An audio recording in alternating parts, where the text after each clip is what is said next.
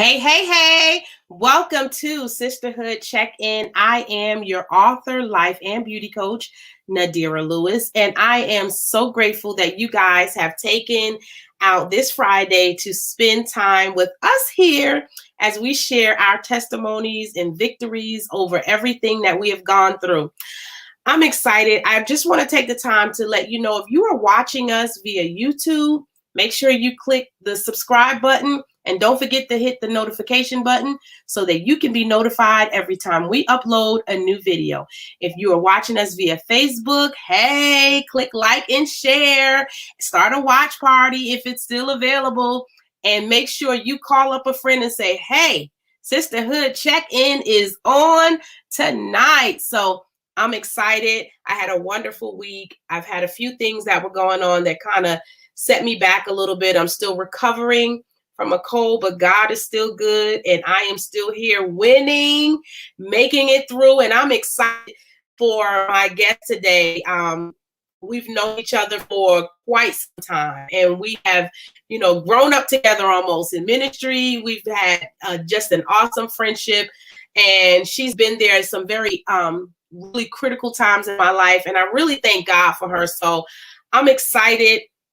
I want you guys to help me give a warm welcome to my special guest, Carolyn Hunter. Hey, Carolyn.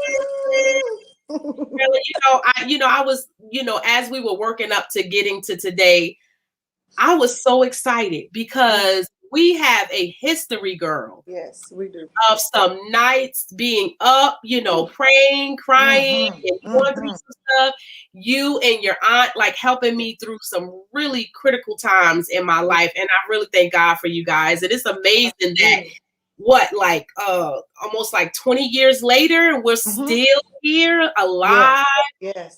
overcome some stuff, but we are still here, and I'm excited. So I always start the broadcast out with asking you to introduce yourself and give us a little bit of background about you. Come on, get us stirred up about about who you are. And I'm excited. I can't wait to dig into your testimony, girl. So let you have the floor. Go ahead. Tell us about Carolyn Hunter. Well, I am honored to be on your show tonight. Just thank God for you. I feel like we are sisters. Yes. Like our mother. We came from the same ministry, first ministry I've ever was a part of, Save the Lost Ministries. I truly thank God for just a woman of God that was over that ministry that really just poured into us, truly set deliverance in my spirit. And that's who I am. I operate in deliverance. I love people. She operated in so much of love. And I think that's why all of us that came from up under her, we all have that same type of anointing where we don't want to leave anyone behind, because it was called Save the Lost. Yes. I feel like, when our mother left, she left all of us ready to do the work of the Lord. And so I'm here. I've accepted a new, a new call upon my life. I'll say God has enhanced it, because I've always been a person that helped people, but He's just allowed me to now take it to a whole nother dimension. I am. This new adventure is the name of my organization is called No More Tears and No More Fears USA. Is birthed out of, and I say that all the time, every time I say my name, because it's truly birthed out of a place of hurt, a place what was my worst pain. God birthed this organization out of me. I kept using the word healing. I was like, oh no, I can't do anything right now. He got to heal me. He got to heal me. He got to heal me. But I didn't know doing this healing, He was going to push me forward. And that's exactly what He's done. So my organization is for any individuals, whether it be a man, a woman, black, white, Chinese, blue, whatever relationship, whether it be, all relationships, domestic violence. You said, who am I? I'm a minister. I'm a mom. I'm a grandmother. I'm a friend. I'm a sister. But I'm a servant. And so I'm here to serve the world, turned 50 last year, and I now dedicate my whole entire life to help someone else. And I mentioned the pain. Um, the pain that this organization birthed out of was the losing of my niece. My niece lost her life to domestic violence during a time that I was coming out of a marriage of domestic violence. And so it just was a lot. And so during that time, God just began to heal me and push me forward. It felt like he just put me on like a bow and arrow and just shot me forth. And so I'm just honored that he has chose me to lead the way. It's a huge task. It's going to take a lot of people. I keep calling people my team because it's going to take a team to do what God has called, the work he's called me to do. But I'm willing, and I said yes. So I just thank God tonight just for him choosing me, choosing to use me in a time when I felt like I was so broken and I was so useless to anyone. And he used that pain. And so I'm ready, I'm equipped. Um, I just thank God for the platform, and I said yes, that He can use my voice because that's exactly what He spoke to me. He says, "I need your voice. I need you to speak. I need you to get up from this place, that broken place. Get up. I need you." And I was like, "Lord, not me. I can't do nothing else. My baby gone." And He was like, "Now is the time. They need you." And when I began to look around and see my niece's children, Mm. I said, God, this is something.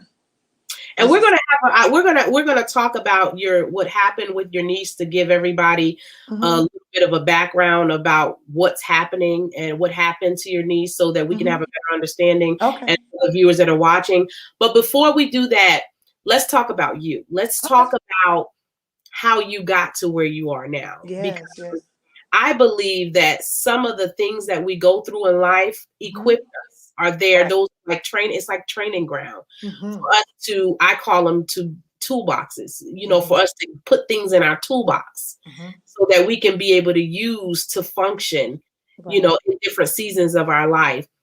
What are some things that happened to you in your life as you became the woman that you are now?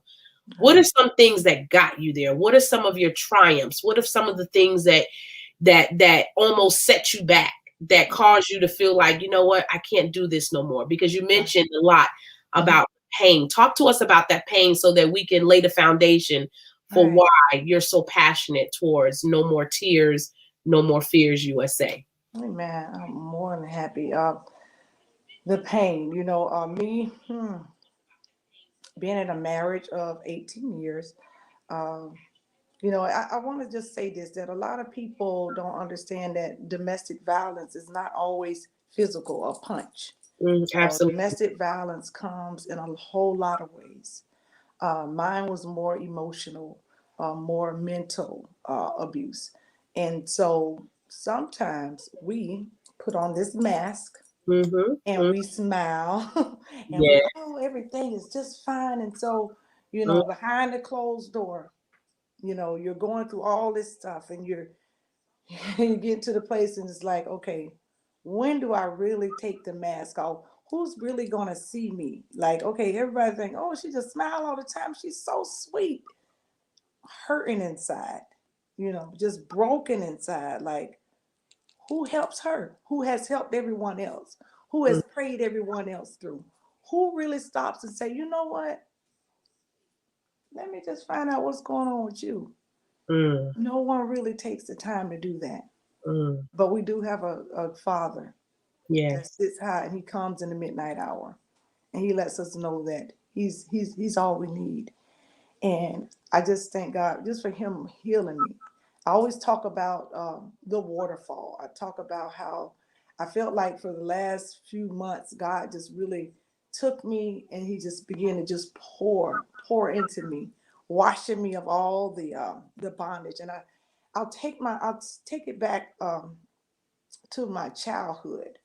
As a child, everybody wants to be loved. Everybody wants to be hugged, and you want the love of your mother, you want the love of your father. Well, I had, I was in a mixed up childhood. My mom, she had me very young, so she had her own situations going on, and so I was raised by different aunts and uncles who I truly thank God for.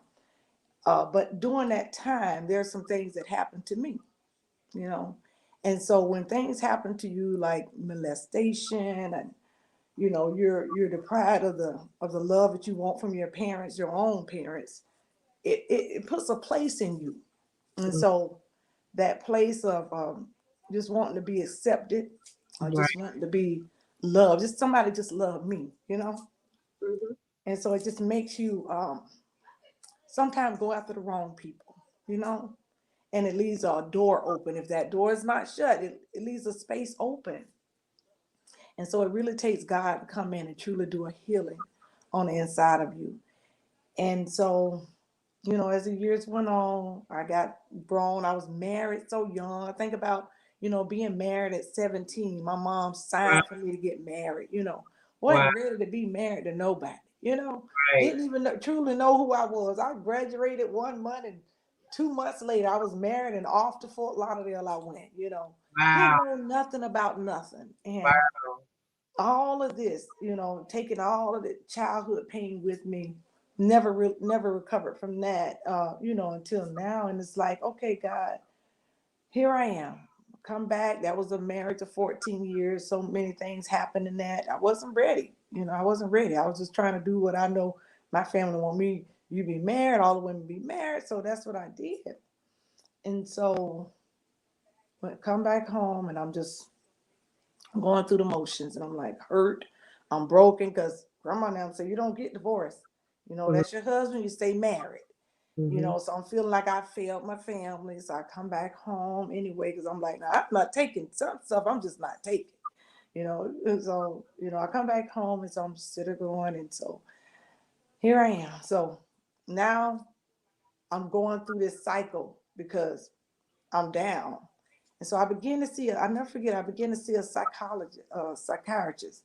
And that is right before I joined Save the Lost Ministries. Um, just Wow. going through the motions, just hurt. And I came home one night from seeing a psychiatrist, and she had gave me a prescription for Prozac. Mhm. Never forget, that was my first testimony. And my aunt, she used to pray for me all the time. Is And this your Aunt Shalita? my aunt Shalita Cows, baby, the one and only, the I love. fireball, baby, Yeah. the fireball. I love her so much. And she said, oh no, baby, that's it. Oh, the devil is a liar. You taking your I can Prozac. see her face saying that too. And my grandmother's house was right down the street from Save the Lost Ministries. And my aunt said, no, you going tonight. Like I couldn't get away. But it was just like, I don't know, it felt like the color purple. When I think about it now, it's like everybody in church was waiting for me. But Mhm. I'll never forget, our pastor, Pastor Beverly Smith, such an angel. I still just tell God thank you for her. When I went to church, and I remember her praying for me, and I can honestly say my life was never the same. Wow. I never, from that point on, I never stopped attending church. I never left God. I never broke away from Him. It was just ongoing from there for me, up, up, up. And so I just learned how to love me. And so I end up, going on my life and living a safe Christian life, raising my children with the help of my church family. You're gonna make it. You're gonna be fine. That support that I needed. And so time went on, and now going to be married again. So here I am. I'm married. Everything's great. Now my pastor's gone. She's gone on to be with the Lord. I'm in a church. I've been in my former church for 23 years, Household of Faith, ministered there. My husband was, deacons, all of that. Just doing the work of the Lord, because I love serving God. And, just kind of like, sometimes the people that we end up saying yes to, that's not always the person that we're supposed to say yes to, but us, women, some women, I know me, I'm talking about me, said yes. Oh yes, okay. Even though I didn't consult God and say, God, is this the man for me to marry? I didn't consult God. So things were good, but not knowing some of the baggage that he may have had, some of the things that he had went through, and sometimes as wives, I know me, I covered a lot of things that I might have should have been revealing. But I covered just a whole lot, swallowed. I always use the expression, I swallowed a whole lot, but God is faithful. He says he'll never leave us nor forsake us. He'll always be there. No matter how bad things got, how much I endured, I still remain faithful to my marriage, to the Lord, to my church, but it just came a time where it was really, when God say he will open up the gate for you to escape, he did. And so after 17 and a half years, just going through it was some physical abuse, some mental and emotional was the worst abuse, because I just felt like, sometimes some people, they need help. They need help, and if an individual that you love is not willing to get the help that they need, I was like, I'm not God. I can't change no one. I can't make you want change. And so God would just, he'll give us a time we'll be peaceful. It'll be peaceful in the home, and sometimes it would not. Because it was a battle. It's a battle going on. So uh, I make it out of that marriage alive, almost 18 years, and here I am now, 2.5 years out of the marriage, and I'm here. I'm still alive. I'm still, going forward. Hate no one. Just thanking God for life. I'm like, okay, sometimes you have those spirits where, oh, I'm not nobody's wife anymore. I'm not this, I'm not that. But God says you're everything that I need. You're everything that I made and created you to be. And I have to remind myself of the goodness of God. And so that's what we have to do as women and as people of God and as sisters. Uh, put yourself around positive people that's gonna encourage you to go on. And I call these people that I'm around my rope people. God has truly sent an army for me to make sure that I don't stay in the dark hole. I don't stay in the down in the deep hole. I don't just sit there and say, oh, nothing. No more need for you. God has sent people to pull me up, to remind me that I am still the anointed one. I am still called. I still have purpose. And so I thank God for the rope people. I don't just it's a lot. But here I am today to say, let's go. No more tears and no more fears. You I know. think sometimes too that when we go through different things, it almost like it builds a certain type of fortitude inside of us, Mm-hmm, mm-hmm, into where we start taking some of the things that we overcome, especially when God allows certain things to happen in our life and we have time to sit back and reflect, you right. know, Mm-hmm, and you start to realize, especially when you're in relationships where you're devalued, mm-hmm, and you're marrying young, because I understand that completely. I married at a very young age, and and I felt like even at a very young age, I feel like God put people around me, to mm-hmm, marry women around me, to help me, mm-hmm. to train, because most people don't understand marriage is the ministry. Marriage Right, is for mature people. right, And marriage, when you get married, there's no handbook, besides, right. there's people that have written books that can help us get through marriage and things like that. But I think most importantly is that we have to understand is that when we don't take time, and I said this in some previous Mm-hmm, broadcasts, mm-hmm, that when we grow up, we're taught how to, from the time we're babies, we're taught how to be there for everybody else. mm-hmm, We're taught how to be mothers. mm-hmm.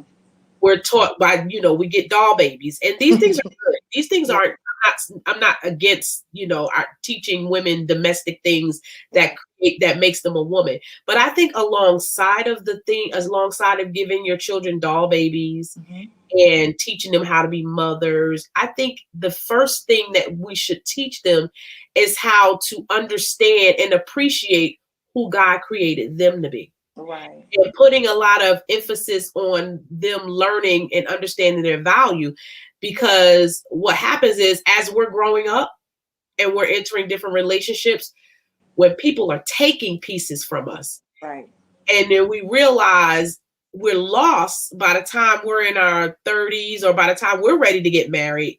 There's so many pieces of us that we've given away that we haven't yet to even discover. That we have yet to discover. And so by the time we're completely figuring out who we are, it's like almost like a vegetable or something. Like you put it in and it's growing. You don't really know what it is in the beginning, but the more it's being watered, the more you're nurturing it, the more it's getting sun, you start to see over time what it's starting to blossom in. And I think as we're teaching our young girls how to be wives, and as we're teaching them how to be mothers, we should also be teaching our daughters how to value the person that God created them to be, so that they don't allow people to come in and alter who they are. And then you're confused, and then we wind up in relationships that we probably wouldn't have been in, or we wind up in into different circumstances and situationships that we had being in, because there's a sense of naiveness that comes with us when we're young. I understand completely. I was 17 years old, and I know, I got my heart broken at 16, and I didn't know. I think every relationship I went in, I didn't have a clue. I was still figuring out life, and it's like, when you're a mother, you have to kind of learn on the go, and I think it's important. It's great you mentioned having a support group. I think it helps when you have a support group of women. And this is why I do this show, is because I'm really adamant, and Carolyn, you know this about me. When my kids were younger, I was always really adamant about making sure that I was very overprotective over who they were. And it's crazy because I didn't even know what I was doing. But I knew that the more I started to realize, okay, now that I'm divorced and I'm having to raise these children, I realized that I had to put my life on hold, making sure that they were okay emotionally, and that they were not because they were a part of everything that me and and my ex-husband had went through. And I wanted to make sure that I was not so focused on just going into another relationship without actually helping them through that. And for those 7 years that I was, by myself, I realized so much. And I look at my kids now and I'm like,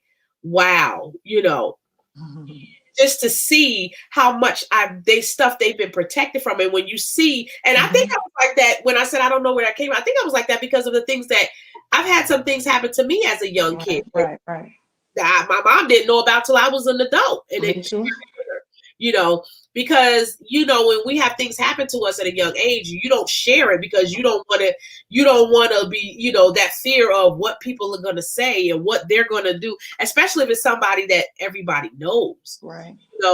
And when I share with my mother some of the things, she didn't believe it. She was like, no, until it was confirmed by another family member. She was like, wow. And I think that was why I was so protective over my kids as far as where they go and stuff like that, because of that fear of one day, 20 years later, having that talk with me as I did with my mom, and saying, hey, this happened to me, this took place, and having to look them and feel like I didn't do my job as a parent. I didn't feel like I didn't protect them enough. And that's always my fear. And it's funny because I joke with my daughter's husband all the time, and I say, whoo, if you know what I had to do to protect this one right here,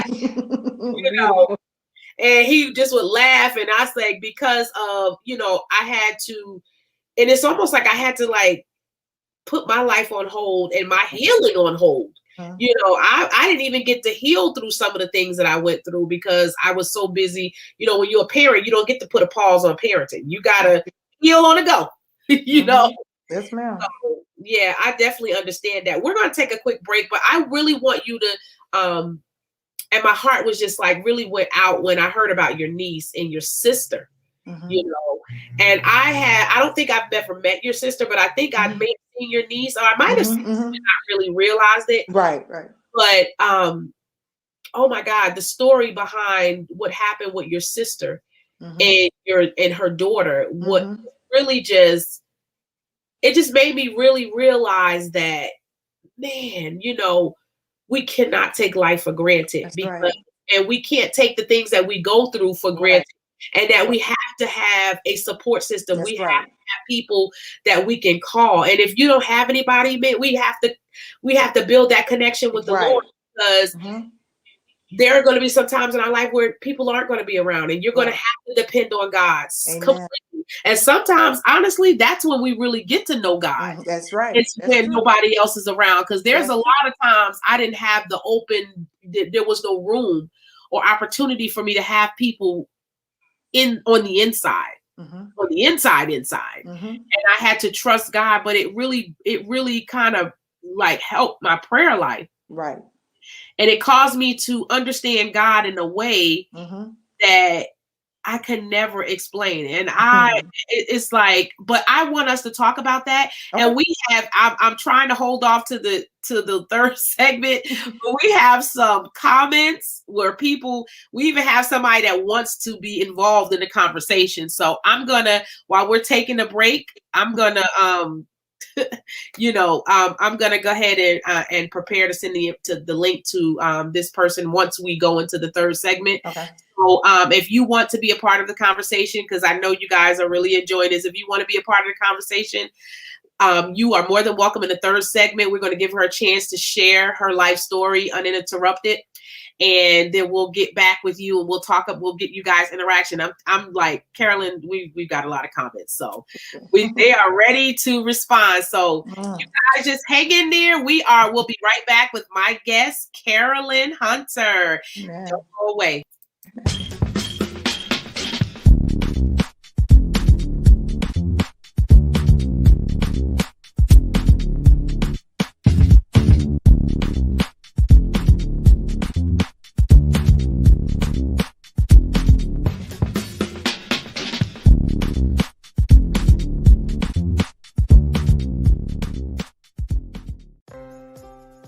Refugees, dirty immigrants, asylum seekers, job stealers, that is what they see.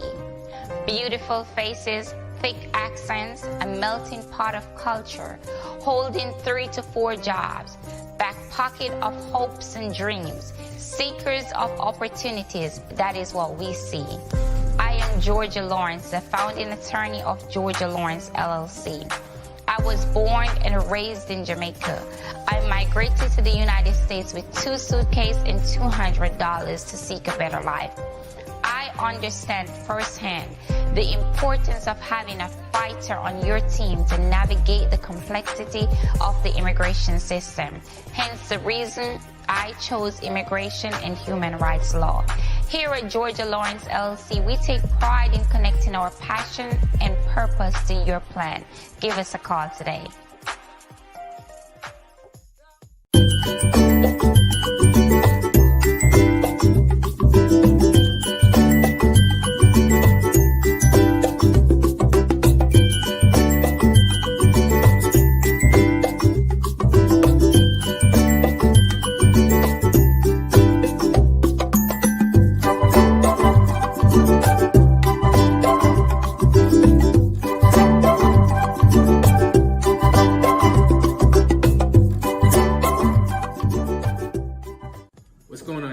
Daily Trades with Chris here. I'm hosting a 7-day webinar for you to understand how to trade the stock market, futures market, and the Forex market. This one particular trading strategy has 3 steps, okay? Very, very, very, very simple. All you have to do is look for a trade, place your trade, and watch your trade play out. In this 7-day webinar, I'm going to be going over exactly how to get into the market, where to get out of the market, where to set your stop loss, take profit, and you're going to have a risk management rule in place too as well. Now, this Z trade, in fact, just dropped 400 points on oil. If you do the math on that, that's about $4,000 just from one contract. If you want to learn how to make $4,000 in one single day with a Z trade, respond back to this email right here. Comment below on this video, and I'll get back to you with all the information that you're looking for.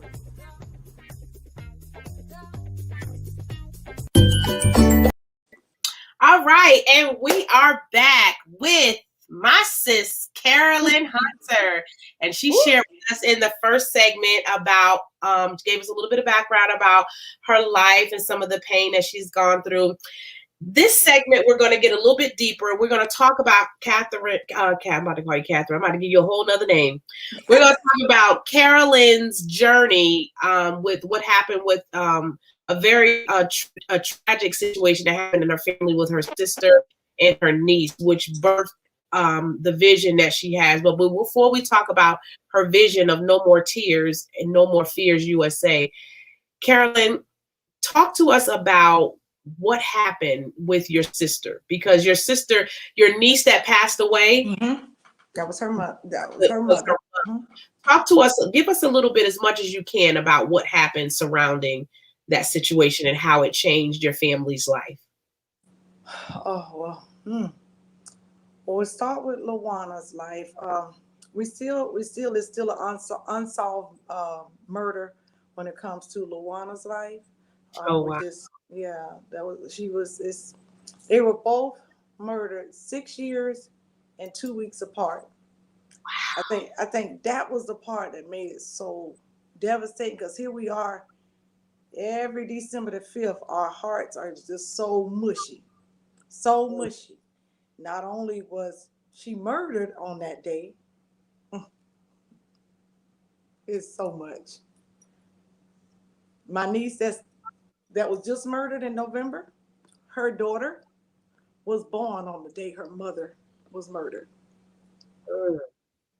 So December the 5th was her daughter's, Trinity's, birthday and her mother's death day. Oh. So can you imagine? Yes, I can imagine. My husband passed on May 5th, and my brother's birthday is on May 5th. So I can. You can relate. And you know what, sis? You know what? The thing about tragedy, I'm going to say this, and I'm just going to mean it, what I say. Unless you have experienced tragedy, you cannot understand the pain that another individual. You can sympathize, right, but when you've been in it and you understand that tragedy and death and tragedy is a whole nother realm of pain. It's a whole nother realm. And it takes you, that pain can take you so much. It can just do something to you on the inside. And it just really, really takes the Holy Ghost. It takes God. It takes strong people that can really, and I keep speaking of that place that I was in. It takes strong people to get you out of that, because you love, I love a lot. I love heart, and I love, my pastor used to tell me, don't love with your whole heart, love out of your heart. I'm like, but I'm just this heart person. I love heart. And so, it's just, I can just remember both occasions like it was yesterday. Like everything about the day. I was going to work when I got the call about my sister. I was going to work, and there's like, oh, Wanda ain't come home, and she ain't come home, and I'm like, what you mean? But she had a bad heart, so I'm like, just call the hospitals, call the hospital. She at the hospital. They just got her, because I was always at appointments with her. But I was like, just call the hospital, I'm thinking, oh, she just wasn't feeling well. She went to the hospital. Nobody knew. No, ain't nothing wrong. She's at the hospital. She don't go nowhere. She was an individual that did not go anywhere stayed locked up in her house. Like she had a burglar bar. She didn't go outside, because she had a bad heart. She just catered to her children and her grandchildren. Her home was her palace. That was everything to her. And so we knew that it had to be an individual that knew her for her to unlock the burglar bar door, because she wouldn't let nobody in her house that she didn't know. So we knew that it was somebody, and we still know today that it was somebody that we all know that had to come to that door for her to unlock that door and for her to come out that door. So it's still a puzzle. We have our own, thoughts of what happened. But to a few hours later to get the call, knowing that my niece is in the hospital, finna deliver her baby because she has cesarean birth. And so I'm like, okay, auntie gotta go to work. But when I get out of work, I'm coming to the hospital. Because that's how we do. That's what I do. So I'm like, told my little niece, my baby niece, oh, don't worry about it. It's okay. She at the hospital. So I go to work, and I'll never forget the sound of the cell phone. Because, I couldn't have the phone on, but I was waiting, to hear that my sister okay. Nadira, when I heard bing, and all, it was like a magnifying glass went up on the cell phone, and just that message came up and said that was her. I remember as I was going into my job, my niece said, auntie, but they found a lady dead. I got instantly mad. I said, girl, don't say that, because that ain't my sister, and da-da-da-da, and da-da, and call me when you found her. I was just like, no, ma'am, no way. So when the text came through, all it said was, that was her. And sister, I lost it. Honey, I screamed and I cried and I screamed and I cried and I screamed and I cried. I made my way to the bathroom at work.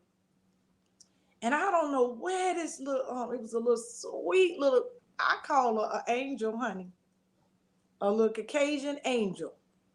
Honey, this young lady, I'm telling you, you reap what you sow. She did for me like I do for others.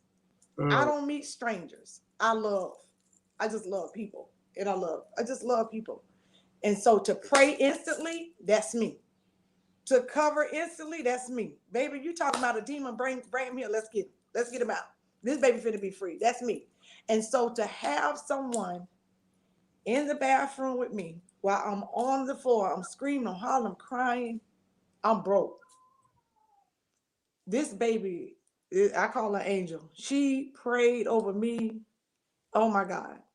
Oh my God, that baby prayed over me. I don't know who she was. I say it was an angel. I still say today, it was an angel.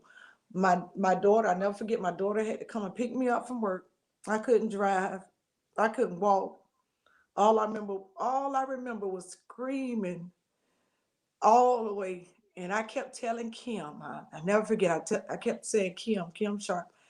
I said, Kim, I'm in a sister, I'm in a hole, sister, I'm in a hole, like, sister, I'm in a hole, like, sister, come get me, because this cannot be true. It was true. And everybody was like, it was just devastating. And then I remember sitting at my sister's house, everybody's there. And it was like a light bulb came on. Oh my God, Shasha in the hospital. Baby, I done jumped in the car. I done ran I done ran to the hospital, and there my baby go. She like, auntie, you the only one thought about me. I said, I had to come for you. So she cried because she just had a baby. So yeah. So it was devastating. And so now I get the call. Back it up. Me, I come out of the marriage. I'm recovering my life. My niece, the same little beautiful little niece, full of energy, full of so much joy, so much love.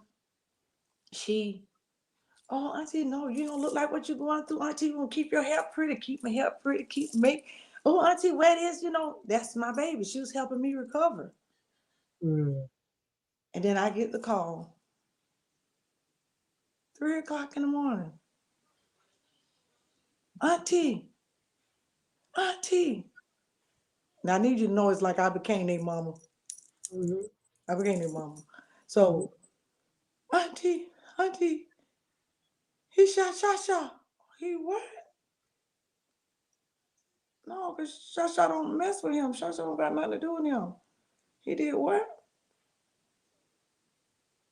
Auntie, she gone. I said, gone. Dear, I, mm,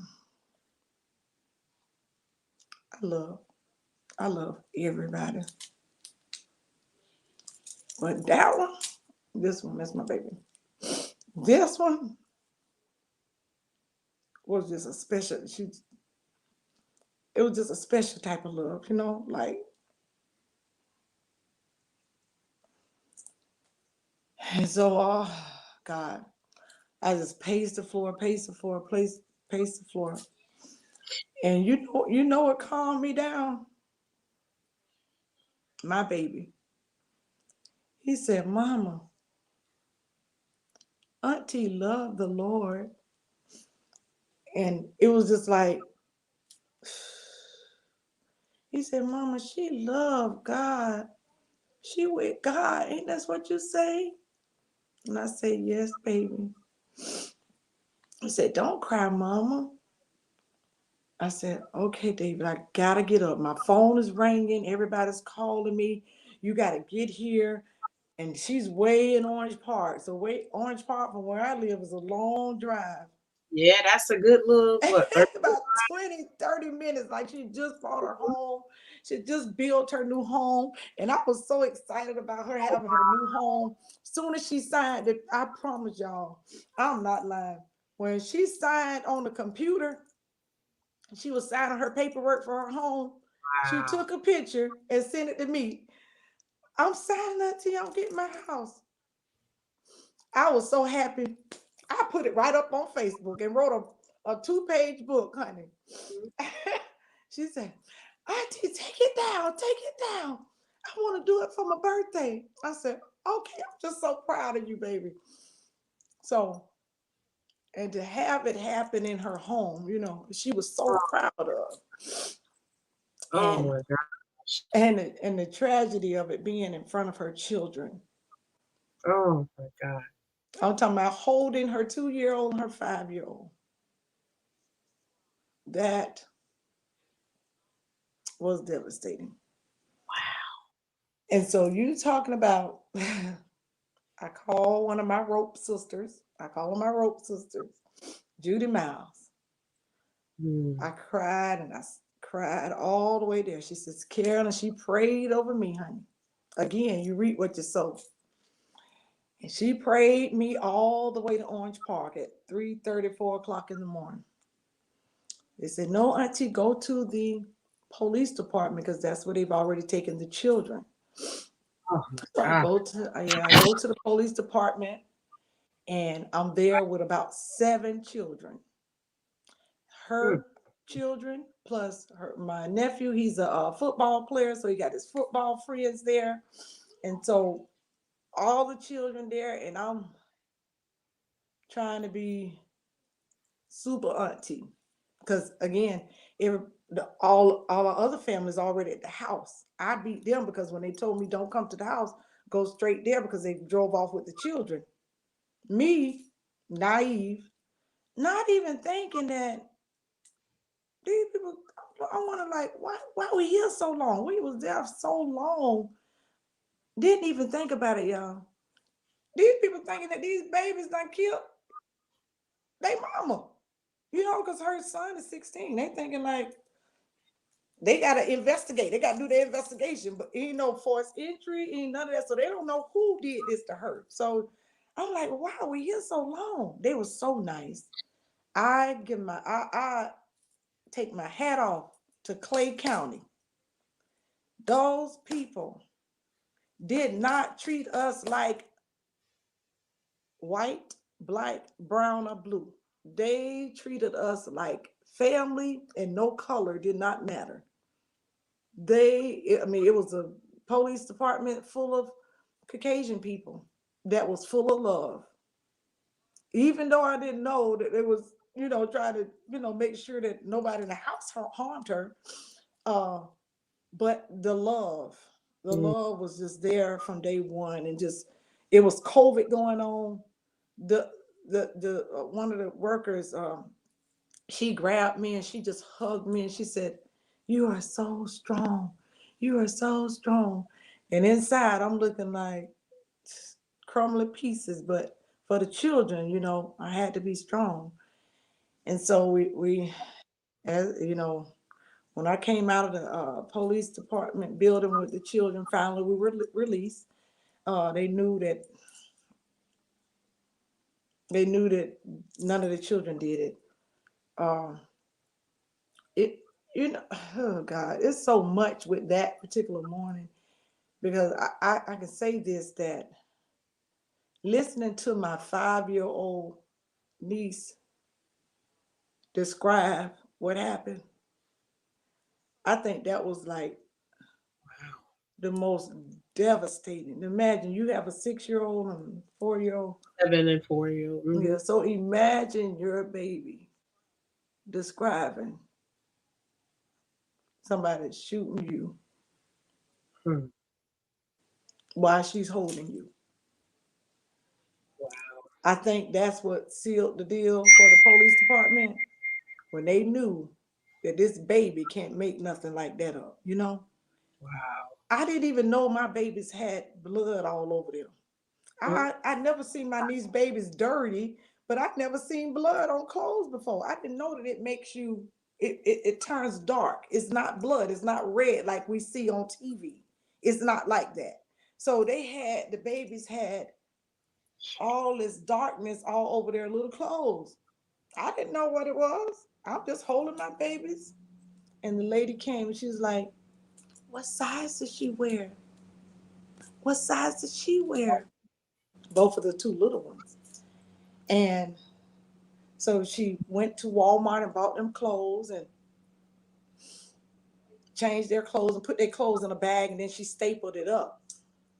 But then when we went in the back with the baby, and the baby began to tell the investigators what happened, I'm like, oh God. And I just had another meltdown, because I didn't know until that moment that she was holding them. She was holding them. So that to me was like the most devastating part of it, was that part. And then to after my older nieces and nephews started talking, they were in a daze, like they were like mummies. Wow. This is how they was looking. Like somebody wake us up. They wasn't talking, they wasn't eating, they was nothing. They was and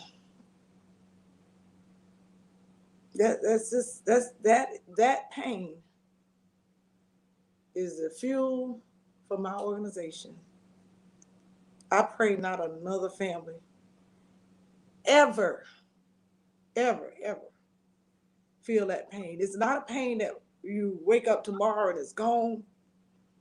It's not a pain that you can roll over and just say, "Oh, hallelujah, Lord, it's over." It's not that kind of pain. It's just not. It's just not. I don't care. I love God. I love God with everything in me. But that type of pain is. Don't you think it's interesting that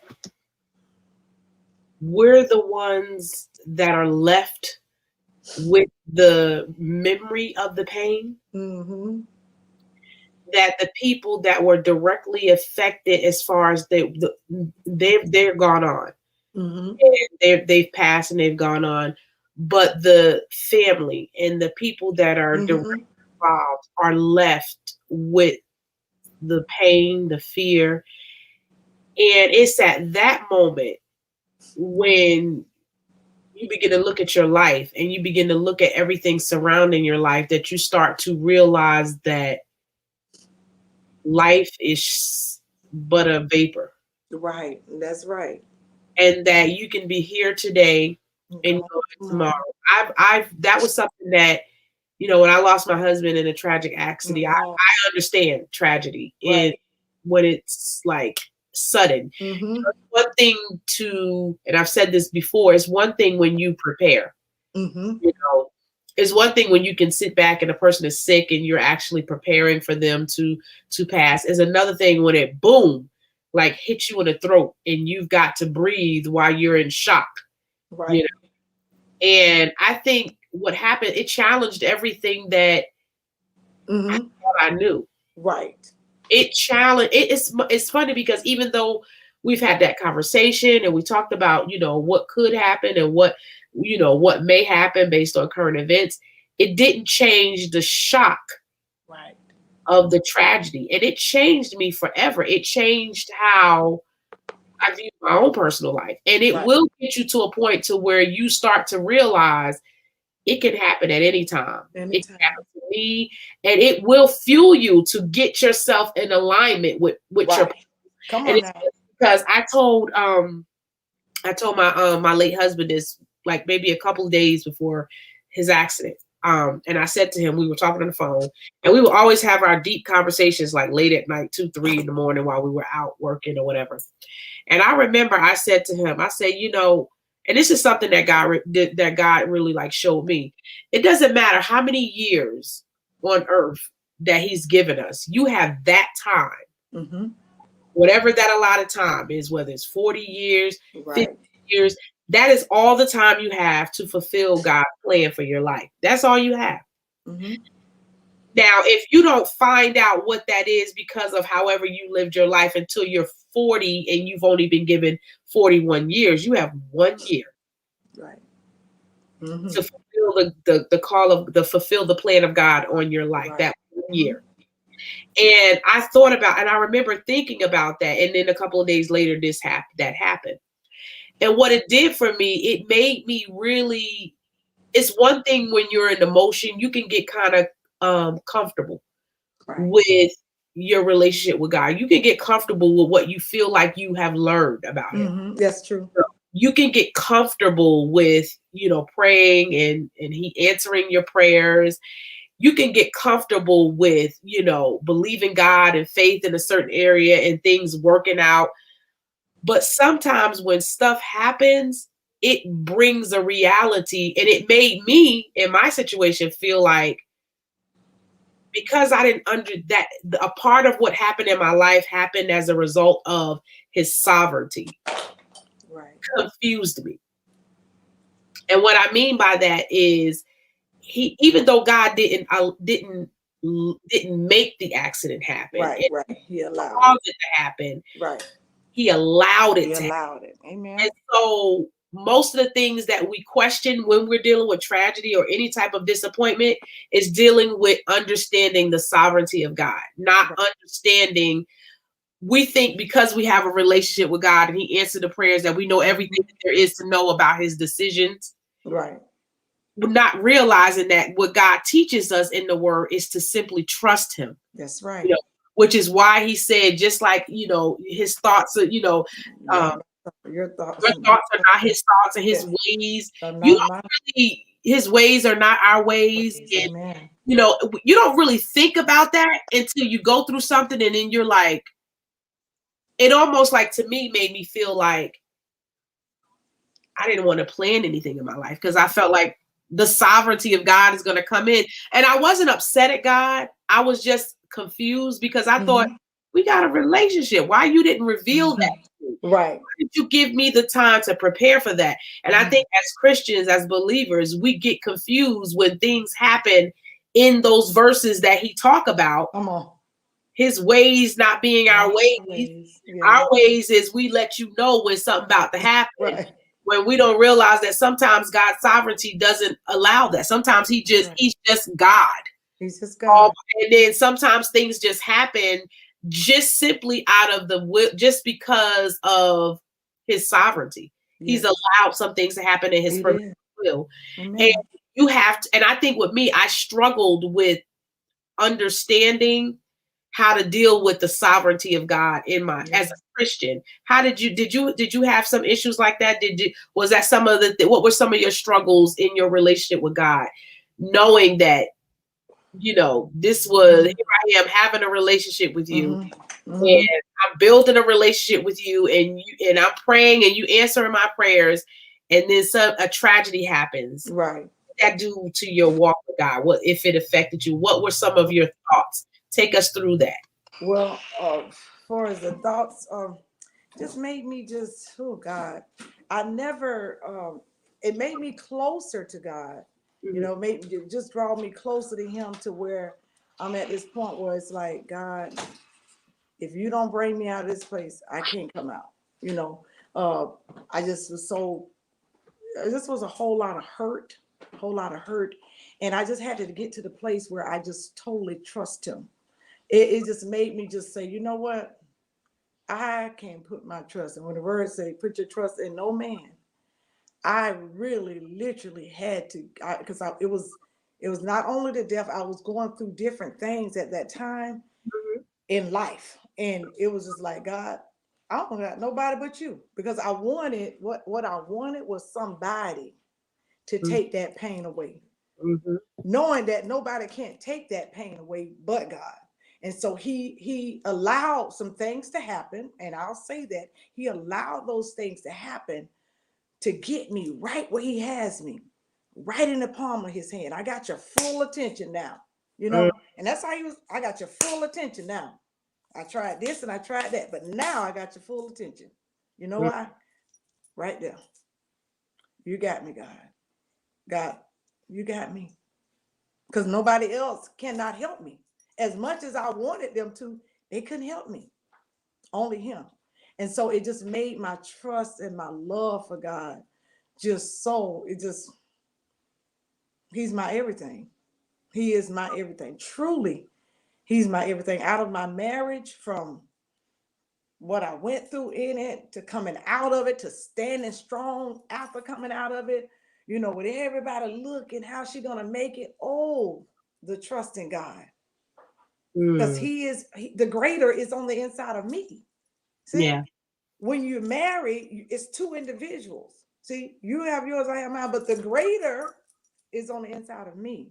And so I had to realize that the greater was on the inside of me. He said he'll never leave me nor forsake me. I'm going to keep moving. God has my back. All my trust is in him. And I have nowhere else. I have nothing else to lean on. Thank God that, you know, I do have grown children that truly love me and always will come to my rescue, you know, but it's nothing like God coming. It's nothing like God coming and saying, this one for me. The kids can't help you. The mama, the grandma, the church can't help you. They can't pray you out this one, daughter. You got to just totally. And that's when I just went on this, some people like to use the word sabbatical. I just got into a place where it was just me and God. I realized that people couldn't help me. They couldn't help me. And I did not want to. And I would always say this when I would talk, I would always say, I don't want to be bitter, Lord. Even after coming out of my man, I don't want to be bitter, Lord. I don't want to lose the love and the compassion that I have for people, Lord.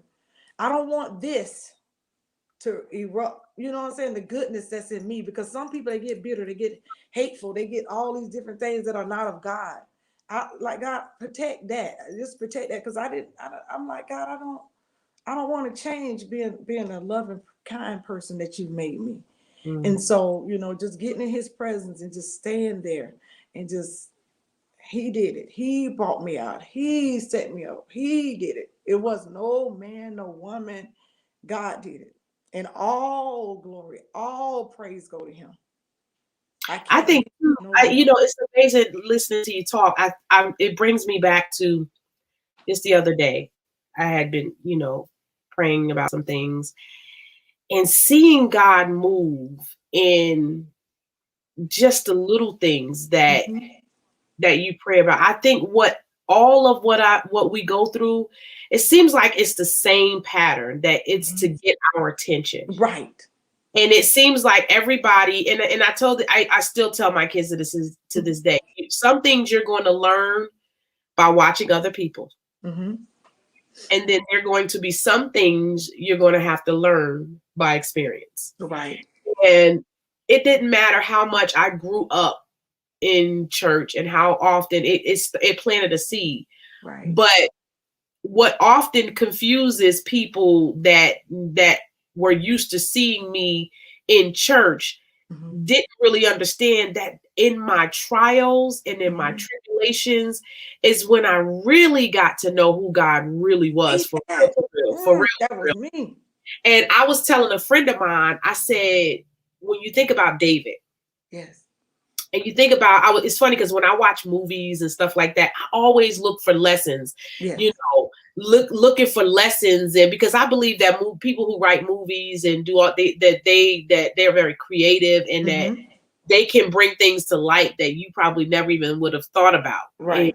If they wouldn't have created the movie. So I was watching Coming to America too, and I just get so excited about this. I was watching it, and I was looking at the young man that was Eddie Murphy's son, and he was hitting a wall, and every time he was trying to, he was looking at where he was, his environment, where he grew up, and he was always hitting a wall. He could never, every time he would go somewhere, he was always prejudged, because how he looked, he was stereotyped, and here he was, he had access to a whole kingdom that he didn't even know about. Come on now. But the thing that got me the most, and I just get like chills thinking about it, is when he gets to where they were, till he gets to the kingdom. And though he's looking at all that's available to him, and that he is rightfully, that he has rightfully access. Right. He could not understand. He didn't see how, when he saw what he had to do to step into it or to access it, he started to get discouraged, because he looked at all the people that were already in the kingdom, and he started to look at the things that are in his life that he didn't feel like added up to, like him feeling like he deserved that. Right. So when they told him, you have to cut the whiskers off of the lion face, check this out, this is powerful. So he said he couldn't figure out how to do this. And it's crazy because the people around him was like, even like, oh boy, I don't know. I don't know how he going. I was even sitting in the movie like, yeah, they're going to have to show me how they did this right here. But when I was looking, and he was sitting there, he kept thinking about, there's no way I'm going to get through this. There's no freaking way. And he starts to get reminded about what he does naturally when he's home in his environment. And he was a sales rep, and he started to think about what he was doing in sales rep and how he would gain the sales. And I started to think about David. How David was in the field, and David was killing lions and bears with the rock. 5 rocks. Come on. And when it came, it was what God was teaching him in those secret moments, or should I say sacred moments, of learning how to get through defeat. That when he came out and dealt with Goliath, this was this was just another one of the things that this was just another person talking junk. Right. And he already knew, he was aware. There was an awareness of who he had on the inside, who he had that was going to be there to support him. And I said all that is when he actually did it. And when I saw how he took his skills in the natural, he didn't realize how the things that we go through in life, the battles that we go through and the lessons that we learn and the things that we overcome, there's things that we learn that help us on the next journey. That's right. And it helps us even to where I am now with Sisterhood Check-in, where you are now on your journey.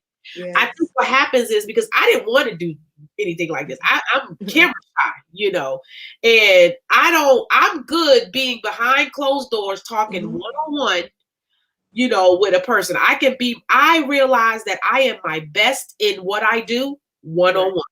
And I realized that I'm like, dang, wow. Like, but it's because of, and sometimes even as I'm doing my one-on-one, I realize the lessons that I've learned and the wisdom that comes from that is just that. It comes from God. It didn't come from anything because I was smart or I knew anything. It was the Right. wisdom that I learned through the circumstances. So, and it was what I was able to use. Mhm. So I have to think and feel like, oh man, I can't do this.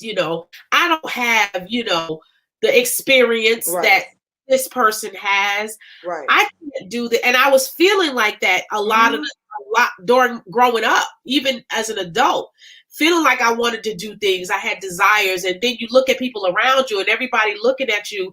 And I didn't it took me having to go through different things in my life to realize I had to take inventory of the lessons, the things, the nuggets, the wisdom that I've learned through what I went through. And I realized that the things that God put in me is not going to be the same as what he put in you.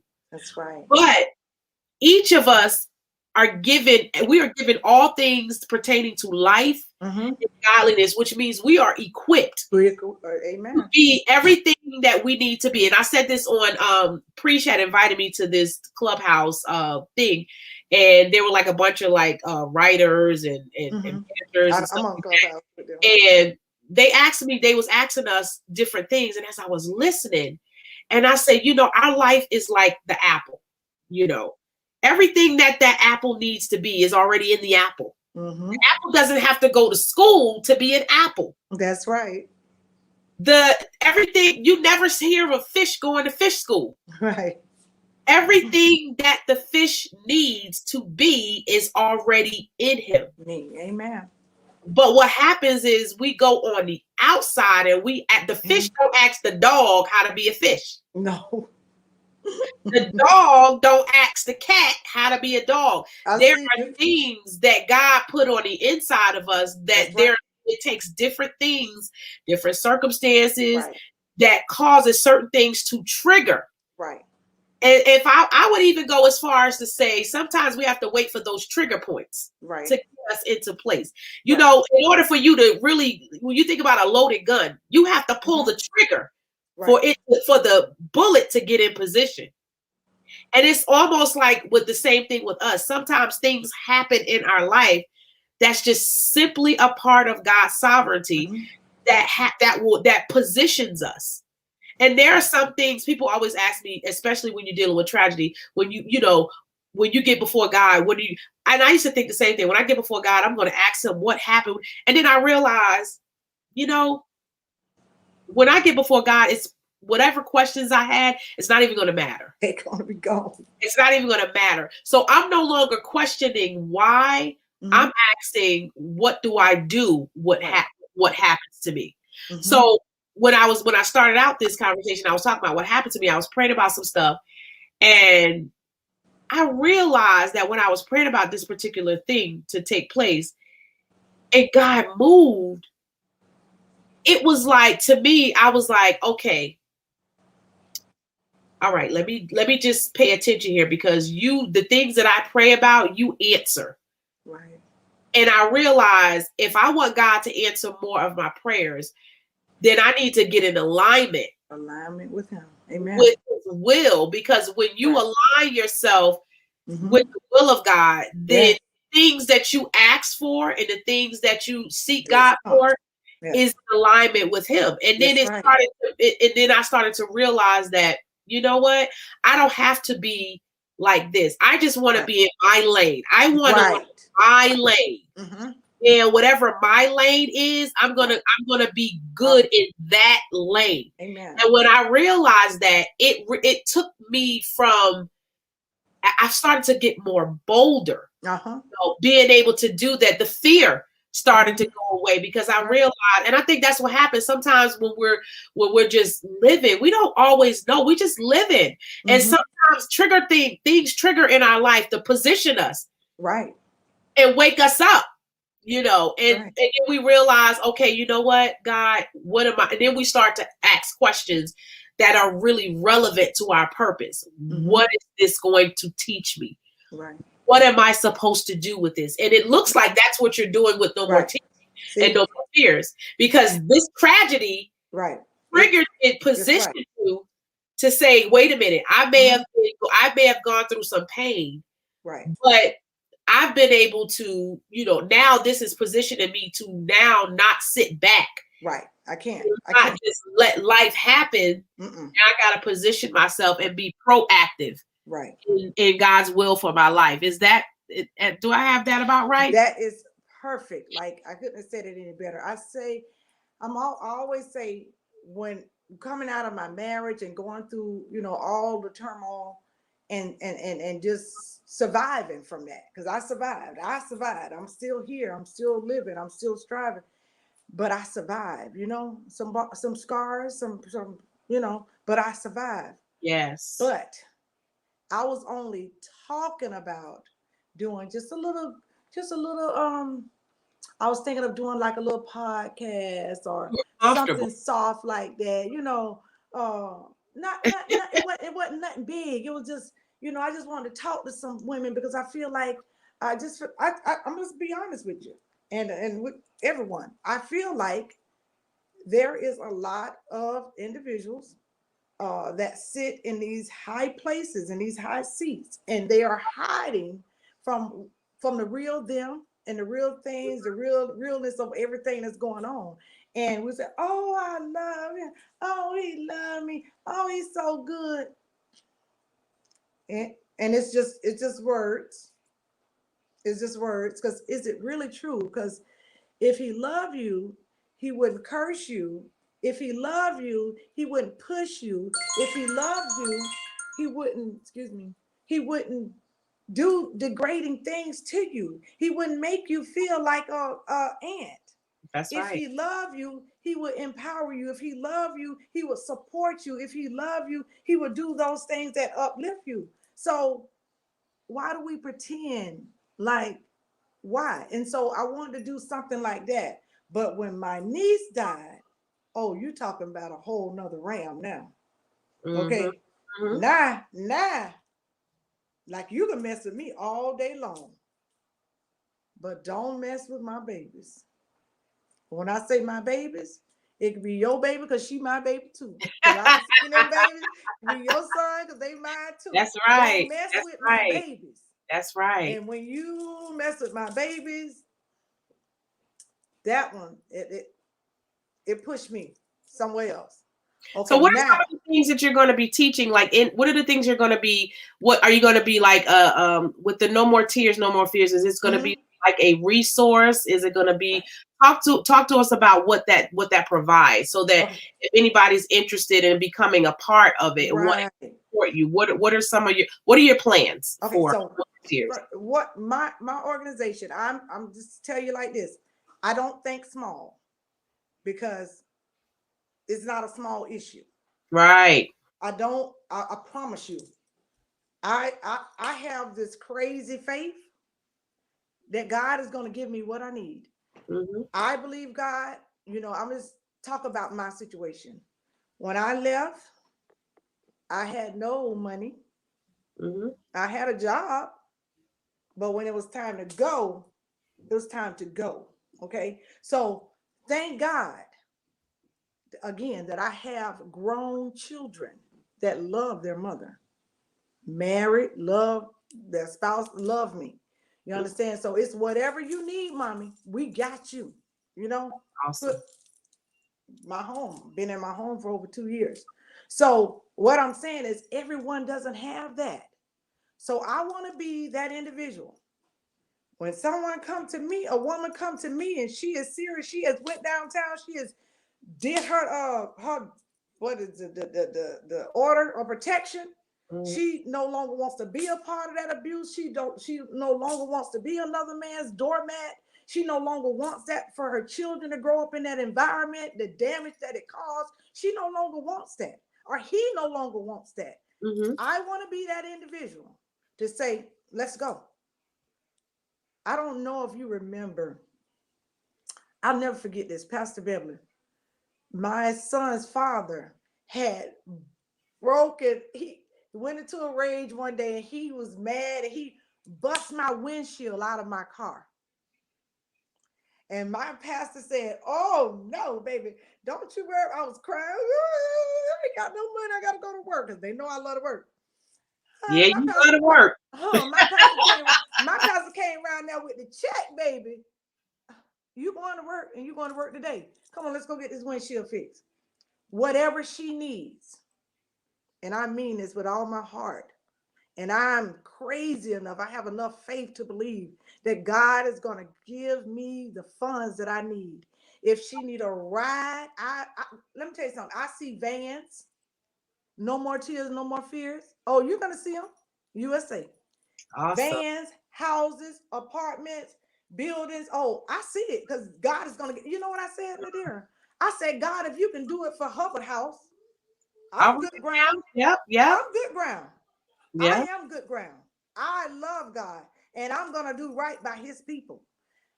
Send it to me, God. I'm going to show you. Send it to me. Send me a woman that needs help. I'm going to help her. I'm going to help her mentally.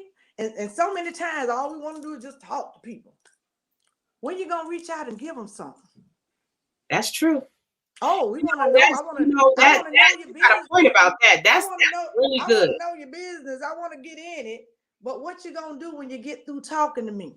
Right. See, when we get through clapping our hands in the seminar and the girl is all on the floor, you know something going on. But see, at mine, when they walk away, when they leave that deliverance service, whatever help they need, I'm going to believe God. He's going to fit the bill through me. He's going to give me every dollar that I need. I'm not going to turn away an individual. God is going to, I promise you, I've laid before God. He gave me this mandate and I'm going forth and I'm going to I'm going to free these babies. I'm going to free the man. I'm going to free the woman. I'm going to free whatever individual. I don't care if they come from the LBGT. I don't care where they come from. You hear me? Because God loves people. I'm going to help. Somebody got to help. All people need is help. And you know what happens when you help somebody? They come back and help somebody else. That's all I'm going to want. And it ain't me, because it's going to be a team that's going to help. I got people, South Carolina, mentors in Georgia, apostles. They own this thing, baby. They say, come on, baby, let's go. Pull it up. No more tears, no more fears. USA. It's downtown Florida. Oh, this is a real nonprofit organization that's ready and willing to help in any capacity. That's awesome, Carolyn. I promise you, sister. My life has been dedicated. This is what I will do. My baby, she was the seed for this. She was the seed for this. And I promise you, it's going to flourish. Sister, I couldn't stop it now if I wanted to. I couldn't stop it now, sister. I don't have no small thoughts. And anybody that tries to tell me what I can't do, I no longer need you speaking in my life, because God gave me this mandate and I will do it. I promise you I will do it. Right. This is just the beginning. This is the beginning here. Wow. I say, don't despise small beginnings. This is just because he said, I don't give you the spirit of fear. That's where my name came from. Yeah. You have laid there, Carolyn. God said you've laid there and you've cried many tears, but I've captured them all. Huh? He said, I don't give you the spirit of fear, but what of love, of power, love, and a sound mind. I still got my good mind, my sister. And my mind tells me to help somebody else. Help somebody else so they grandmother don't feel like Mama Monzel. She's lost her daughter and her granddaughter. So that she don't feel, another mother won't feel that pain. Maybe say, you know what, it's a lady, she gonna help us. Tell my friend, it's a lady, she'll help you. Yeah, baby, I'm gonna help you. I'm gonna help you get the mental help you need, the emotional healing that you need. Because see, it's layers to this thing. It don't just happen overnight now. It's layered. So it's going to take a lot. That's why I say it's a team. God is sending a team of people that has the same heart. And I'll tell you this, I need sponsors, I need volunteers. But I tell you this, if you don't have a heart to serve, if you don't have a heart of compassion, if you don't have a heart of love, stay away, because people don't need more damage done. When a person is coming out, they don't need more damage done. I had it, but they don't need more damage. I can handle it. Right. And I handled it. And God handled it through me. But guess what? Love is what we're going to wrap around them. Love is going to wash away all the sin. Love will do that. The love of God. The agape love. Carolyn, I'm just like, that's just like so awesome. And I would love to be able to partner with you to make sure, because I've been in a relationship where, where there's a lot of abuse. Yes. And you're right. There's and I think sometimes when there's a prejudgment that comes when you're a person that is abused, that is, coming from a place where you some people might consider, ghetto or ignorant. You got some people who come out of abuse that have come from a what I consider normal, what seems to be a normal life, and then tragedy happens, and then all of a sudden you're in an abuse, you start encountering abuse, and then there's a perception, especially when especially like with me. I remember, being in the shelter and people being always aware of the fact that, that yes, this happened to me, but that doesn't mean that this is, that this has demeanored me. And I'm not going to lose my dignity and who I am to be able to. It doesn't mean that I'm going to be prideful, but I'm not going to allow you to use my circumstance to define me. Right. So yes, I went through this, but I am not this. I went through this. I am not this, because I think what happens is you get stuck in that cycle, and then what happens is, people look at you and then they decide how they're going to help you based on how they feel like you need it. Right. Well, you deserve. Well, you don't deserve this, and you don't deserve that. And it was amazing because it was a moment of humility. But I remember I was in a position, and I was in a shelter. And I had a heart, and I said, I'm going to help these women out, because I saw all the donations that was coming, and people were pouring in. There was a lot of support. And then I realized that while I was in that position, they asked me to be on the committee. And I was like, oh gosh, I didn't want to, I just wanted to just be I didn't want to be in, I just wanted to be where the people were. I just wanted to be there to help them out through each circumstance. So I accepted being on a committee.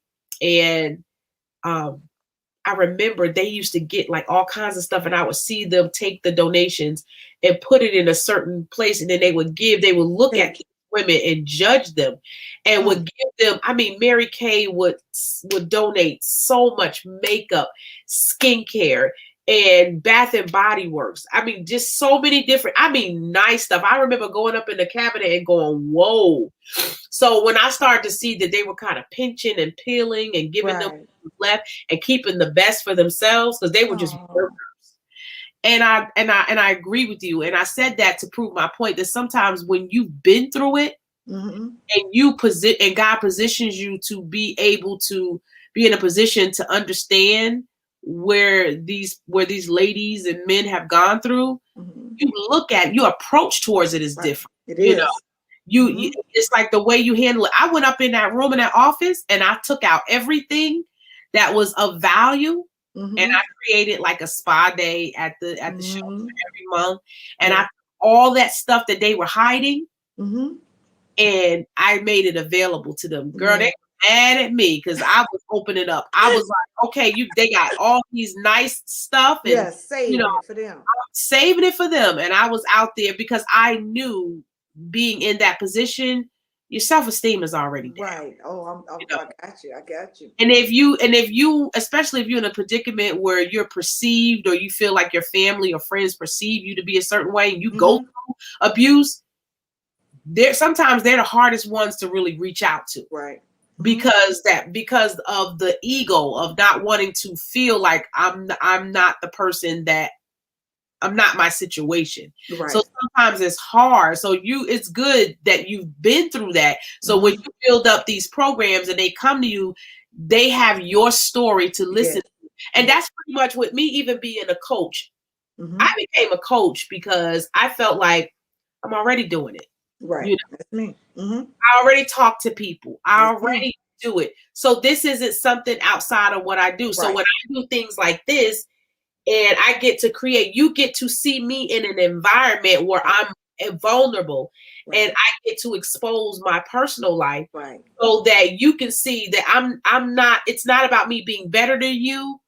It's about me being able to relate to you. I understand, which is why I don't have a problem with bringing people on and say, hey, what's your story? Right. Guess what? There's some people's story that came up here and I look and it's funny because I am the greatest. I'm probably the #1 watcher of Sisterhood Check-in.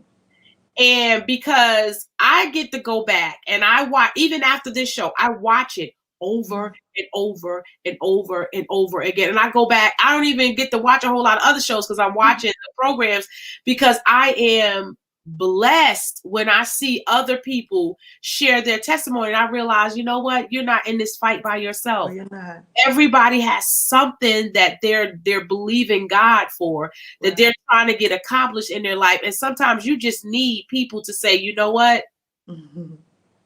I see you. Yes. So when I see people like you out there doing something and I know there's a story behind it, I'm like, I got to get them on the show because guess what? 7,000 people are listening on the Becoming a Woman of Proverbs page.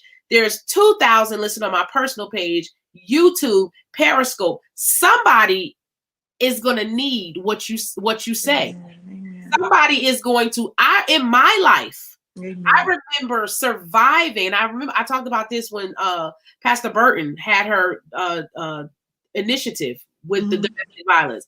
How you survive off of especially when you know that somebody has gone through it before. You're more likely to trust them, right? Because you feel like they understand. They're not going to be in the direction that they're not going to just be talking to me just to hear themselves talk. They really have something to say. And we have so many people, speaking of having something to say, a lot of people that have something to say. Tanya says hello. Hi, Tanya. Cornell, he's a guy, says, hi, Nadia. Are men allowed in the conversation? Of course. We want to hear your input. Yes. And if you're still watching us, Cornell, and you want to be a part of the broadcast, I will put the link in the comments and you can opt to get on with us. We also have a comment from Olara. Hello, Nadira. Hello. I don't know who that is, but hello. And Sabrina. Girl, what's up, Sabrina? Much love to Sabrina. Sabrina's doing her thing too. Yes. Cornell says, thank you for your testimony. Bless you. Then we have another Facebook user. If you don't give StreamYard permission to access your Facebook, then your name will come up as Facebook user. So forgive me if I say Facebook user and I don't get to see during the broadcast who you are. But this person says verbal as well. That's right. Oh yeah, definitely. And Shalita, hey Shalita, that's awesome. And that's right. God wants us to share. Absolutely. Right. Absolutely. Then we have, let's see, we have another Facebook user says, amen. Yeah. That's right. And a support system is great to have. Absolutely. It will get you through life and have the right people in your support system. Absolutely. Right. Absolutely. I do. So many of us hurt when we're young. I don't let my babies go nowhere because of what happened to me. And you know what? It's crazy because and we have to even be careful with that, to projecting our fears on our kids, because that was me. I was, so scared. I didn't want my daughter to go anywhere or do anything because I didn't want to hear. And then I had to realize as she got older, it was hard for me to let go because I was in that protective mode. But we have to realize that the same God that protects us is the same God that will protect our children also. Amen. And your beautiful daughters. I love hey, Nisha. Right there. Willa All Kimball's righty, distance Willa. hearts. My children grandmother. All Oh mine. yeah. And Shalita says she is watching, girl. She is watching. My prayer warrior. That's Yes. true. Yes, God. My cousin's Brittany Mitchell Silver's murdered by her husband. Oh no. So yes, I understand and know this pain. Yes. Yes, We have God. people that understand. The Antoinette says Hey. hello. Hey. Hey. And Jesus. So yes, and Amen. I'm gonna put this this link in the box for anybody that wants to come on because of that comment. I'm gonna put it in the box. So anybody that feels like they want to contribute or engage with us, the link is in the comment thing. Just click on that link and we will more than likely get you on so that you can engage with us. And so back to your organization, Carolyn. You're going to set it up to where you're going to have women access, right? You be able to provide resources to women to get out because you said something that was key. It's amazing that most people don't leave abusive relationships because of money, right? So no money, not being able to have a plan, a safe plan, right? But people develop a plan on how to get out and to help. And I think even before they get out, be able to, because some people you can bring them out, right? And they'll come back in. So I think being able to help them with their personal, which is what I had to do. Because before I was able to get counseling for me, and it was hard because I was all I could think about is I want my family to work. I don't want to be the failure. I don't want to be the one that, is looked at as the first to do to get a divorce. I don't want to hear that. I told you not to get in that relationship. And in my mind, I just wanted to just make it work. So, I didn't have money because, he was the sole bread provider. So I think when I started to be around other women that were kind of not telling me what to do in terms of what to do in my marriage, but they were giving me wisdom, godly wisdom so that I can make the decision for myself. So I'm not blaming nobody else when I do leave and because this person told me or that person. Right. Because your family is your family. Your family gonna tell you what it is, regardless. They ain't gonna have no filter. Look, they don't care. But your friends, the ones that love you, they're not gonna have no filter. They're gonna be like, look, it's just your other. But we don't tend to sometimes go to them because we already know what they're gonna say. So we tend to link with people that we don't really know as well, who understands and is there, that is sensitive enough to say, let me help you through this. Let me, get you in contact and help you with an agency that can help you. And so it's good that you're going to become a resource for women. Are there going to be any type of qualifications? Is there anything that you have in place to kind of? We're working on that on the back end for the legal part and just verifying everything. And, so he's just going to be coming to get the money and just go back over there with Johnny. So we're going to have some things, if somebody's abusing you, trust me, you should have a police report. You should have filed an injunction or something had to do that. So I know, again, because I've been on it. I've been on the other side. So you're not going to just be able to tell me anything. And because I have a good heart, I have a super great heart. But guess what? I still have to use wisdom. And I know that, I'm looking for results. I'm looking for change. I'm looking for transformation. I want to see you change to something, to the better you, help you find that better you, a one that will stand up for herself or himself and say, no, I don't have to accept this.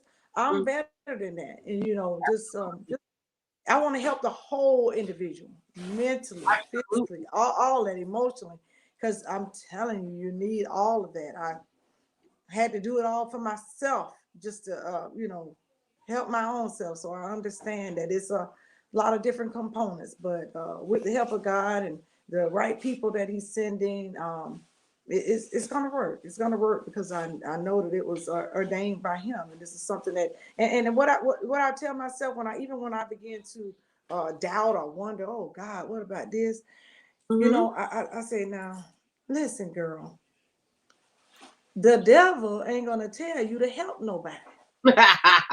The devil is not going to tell you to go over there and set his children free. You know what I'm saying? Go and set nobody free. That's not the devil. So I know and I understand, okay, Carolyn, this is coming from God. Mm-hmm. You got to every day by day, just trust God that he's going to do it. Every dollar he's provided. Ever since I said yes, everything. Yeah. What I don't know, because I don't know everything, he sent the right people with the right motives Mm-hmm. to help this thing come together. And so I'm not alone. I'm just the one in the front, but I'm not alone. And I'm trusting him day by day to add, because this is a big issue. It's a lot. But I'm trusting him that he's gonna make provision. He promised me that he would do that.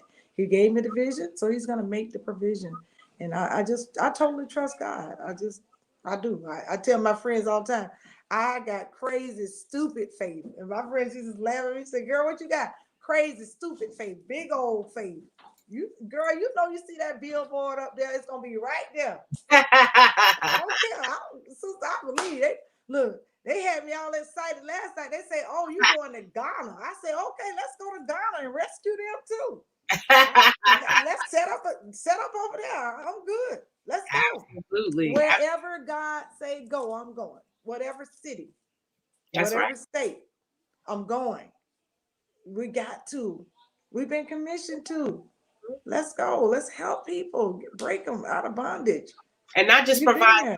financial resources, but really taking the time to help them Yes. process through Yes. their emotions, what helped them get. Yes. Because a lot of the times we get so, we can provide, you can get financial support. Right.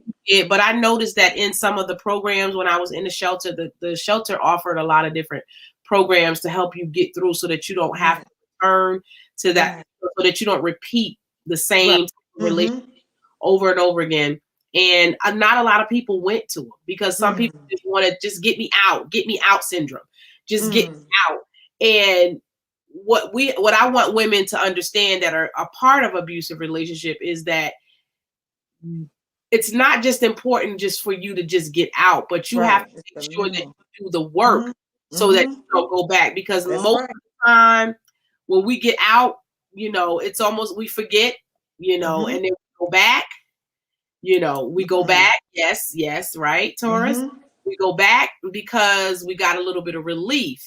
And so we think, oh, I taught him a lesson, and we're not really grasping that there's some things and healings that happen that we have to go through. What are some things that you went through in your journey? What are some examples of healing that you've gone through to help you get through some of the abuse and the pain that you've even gone through, not even in your marriage, but also in dealing with your sister and your niece's death? What have you been doing for you? I want to just share this. The most relief that I got was going to the beach. One Sunday, I got up and I was like, you know what, Lord? I don't want to hear from a man's mouth. I don't want to hear from a Facebook mouth. I want to hear from you. You and me. You and me, God. You and me. Everybody's like, where you going? I was like, told my children, I'm going to the beach. I need to hear from God. I bought this beautiful little journal. I had it because I love journals. And because I want to write a book. So I've been writing a whole lot. So, but I took a new journal and I began to write, and I have it right now. I began to write. And I encourage anyone to do this. Get by yourself. Write down every individual that you feel. Because see, that person might don't feel like they did anything to you.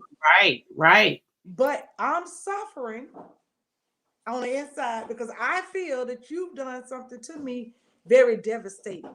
Okay. So whether it be 20 years ago, 5 years, 5 months, 2 weeks, I went And I wrote every individual. I asked God, God, forgive them for this. God, forgive them for that. And I wrote details, each individual. And I sat there for hours by myself. And I just wrote and wrote and wrote till I got tired of writing. And I just sat there and just let God just minister to me. It was a lot of things that had occurred in such a short time. And it was like hurt, back to back, back to back, back to back, back to back. I had no relief. And I was like, Lord, because I couldn't work. Like I took off work. I said, I need a hands down.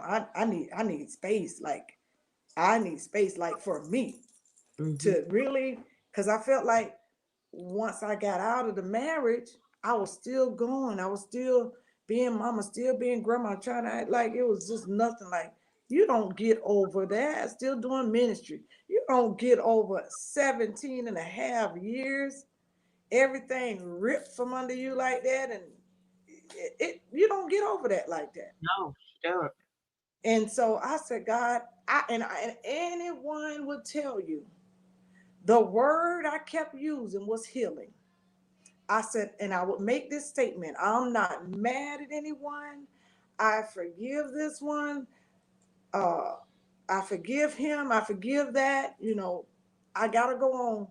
But I need to be healed. My heart needed to be healed. And sister, you know what? I can say today that it wasn't even just that marriage that I need to be healed from, Yeah. It was before, because we as women, we pick up and we keep going like it don't matter. Right. But sometime, and I call it a pause. I told my pastor, I said, I got to take a pause. I got to take a pause. I can't do nothing no more. I got to grab Carolyn because Carolyn is sinking. And I went to that beach, sister. I promise you. That was the most relief that I've ever gotten. Man couldn't give it to me.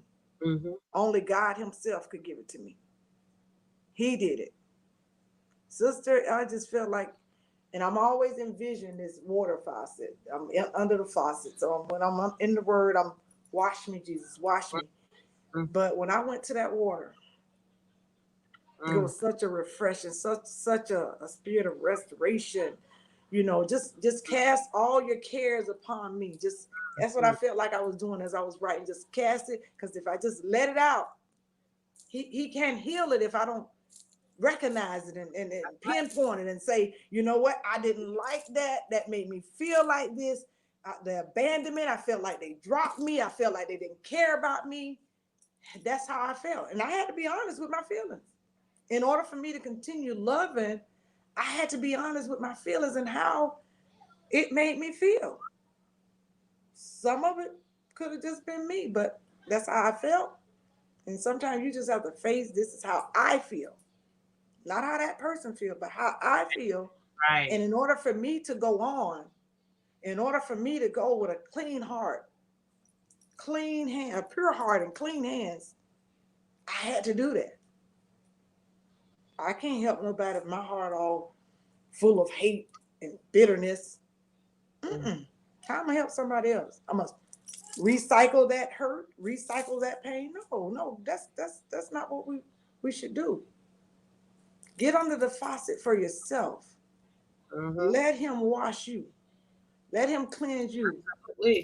Absolutely. He'll restore you. He would, all that, like you said, those broken pieces in me, he mend them back together. Come on, baby.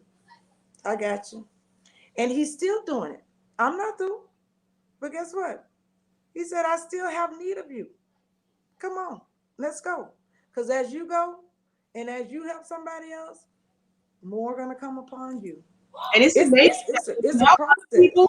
What people don't realize is that when you're helping other people, it does something for you too. It does. It does. Really, it does. It does something for you, and you start to feel like it gives you that little bit of hope to feel like, you know what, if what I've gone through helped you, Yes. then I don't feel like what I went through was in vain. Right. When we've been taught, oh, what you go through, it ain't for you, it's for somebody else. But this was really for somebody else. But you know what? I went through it. I made it, and now I'm going to help you. Now I'm determined. It's a mandate that I help you. It's a mandate that I get you past this, over this. Come on, let's go. I told a friend of mine earlier, I said the thing with women, we're taught as women, whether it's through mentorship or through what we see as examples, just be tough. Be tough through it. So we learn, what we do is it's almost like we have to heal on the go. We have to function on the go. But I always say it's the key is to be strong, not tough. Right. Because in being strong, and your strength comes, I did a meme the other day, and I said, sometimes we need a little more, sometimes I think you need a little bit of strength to stay in the fight, but sometimes you need a little fight. You need strength to stay in the fight. Right. Because sometimes when we're going through stuff, and sometimes as mothers, whether we're, married or single, when we have children to take care of and we have households to take care of, we don't always get the luxury to slow down. So sometimes we have to heal, cry, snot, and keep moving, because when you think about a race, you don't get to in a race stop, and you gotta clear up the snot and keep going. And that's how it's always been for us. Some of us don't get that option to just be like, oh, so we have to do that. But in doing that, we just have to make sure that as we're blowing out the snot and keep going, that we're not missing, that we're not doing that self-care. Right. And that we're not taking care of us, because you might be able to help somebody as you're going through something in the moment at the time that they need it, but it's not going to be long lasting if it's not, it's going to burn you out if you don't take that time to. And we want to show women beyond just getting through at the moment. We want to be examples of what it looks like to truly take care of ourselves physically. And so I love that you're creating this resource so that you can be help. And I love when I see any type of program that is out there to help women, especially when I think about other women that I've interviewed and things that they're doing to help women, like with Let Bell with the I'm Worth the Wait, and helping women understand, being aware that there's resources, like your company, aware that there are teachings and classes like Women of Proverbs coaching that is there to help you get through, to help teach you how to deal with the hard things in life, like criticism. I did a class last Sunday on criticism, and I was talking about how criticism, it can help us, if we learn how to use it the right way. So I think as women, we have to just constantly make sure that we're not just, that we're not just passing through and just helping other people without taking the time to take care of us. That's right. So that we don't die in the process of helping somebody else. And that's what I have learned. I have learned that even in my journey, that even as you're going out and you're helping other people, take care of you. As you're being a mom to those girls, there's some days I'm just completely burnt out. Right. And I have to tell myself, girl, go to bed. It'll be there tomorrow. Go to bed. Right. That same thing that you're trying to do on top of those other 80,000 things that you got to do will be there tomorrow. Definitely. But if you want to be there tomorrow to be there, you got to take care of you. You have to take care of you. And if you don't take care, and that doesn't mean just taking care of you, because people sometimes think that it's just, externally. Sometimes in this day and time, mental health is real. People are suffering. Yes, ma'am. People are taking themselves out in moments. The enemy is always trying to get you alone and by yourself And so they rush you with a bunch of thoughts Mm-hmm. and make you feel like you're not worth it, especially when you're in abusive relationships. The thing is, oh, you know, let me get you by yourself, let me isolate you, and let me make you feel like you're this, so that you don't have anybody to come back to combat those words and say, yeah, you are this. Right. You can, like David said, look, you said this. Mm-hmm. I said, I come to you in the name of the Lord. Right. And and it's like, what we have to take the things that we go through, the testimonials that we have, and the skills. Right. Because some women need skills, Right. you know, to get through. There may be some women that can't just run and go just like that. Wanna go, but don't have the mental, they don't have the skill set to say, what if I leave? I don't have skills in learning how to take care of myself. I don't know how to take care of my family. I'm used to him. He's the breadwinner. So if I leave, where am I going to go? How am I going to take care of myself? You know, I have kids. That's right.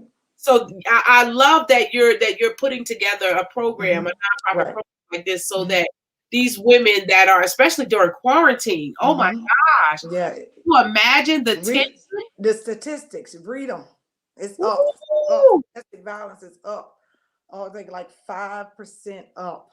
Because people are in each other's face 24 hours a day, and they're having to deal with the arrogance or the unresolved issues of each person, you know, and that can be really, I'm telling you, my heart really goes out to them. And that's why that's why Sisterhood Check-in is important, because I may never meet you and you may never feel comfortable telling me all your business. But if you watch Sisterhood Check-in and you hear somebody's story like Caroline's, and you see what she's gone through and what she's doing, that this will be a beacon of hope for you. And that just like I got out, Carolyn got out, you get out.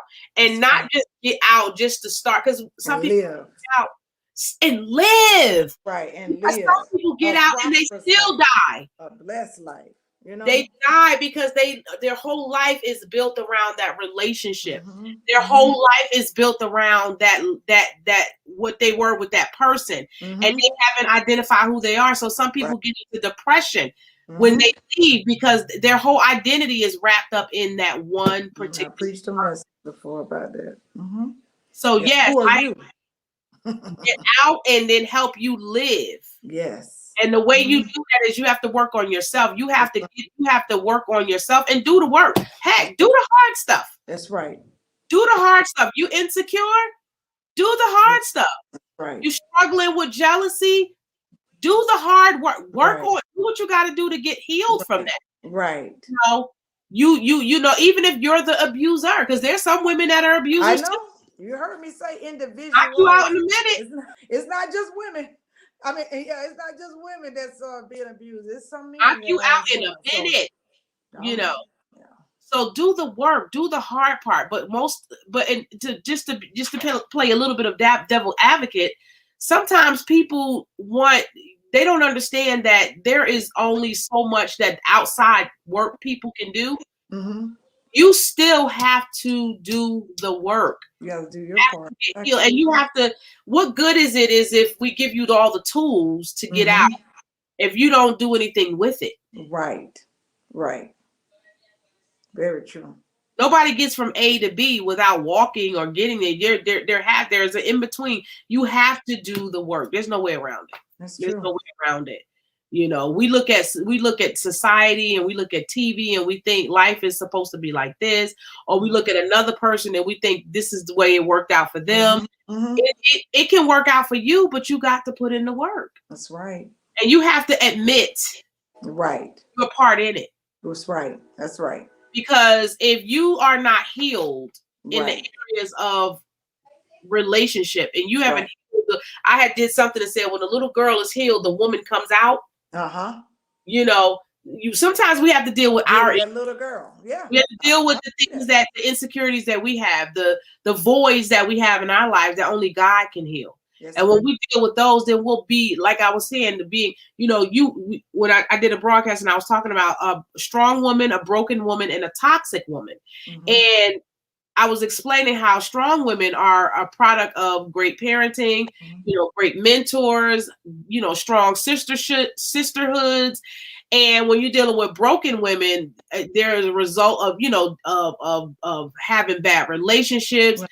Then you got the, and different things happening to them, and they're bitter. And then you have toxic women that are just Jezebel, just out to just take you out. And we have to do whatever we have to do to help women get on their journey to being strong women and to be healthy women. Because when you healthy, guess what?